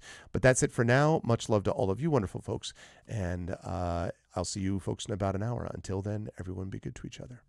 Bye for now.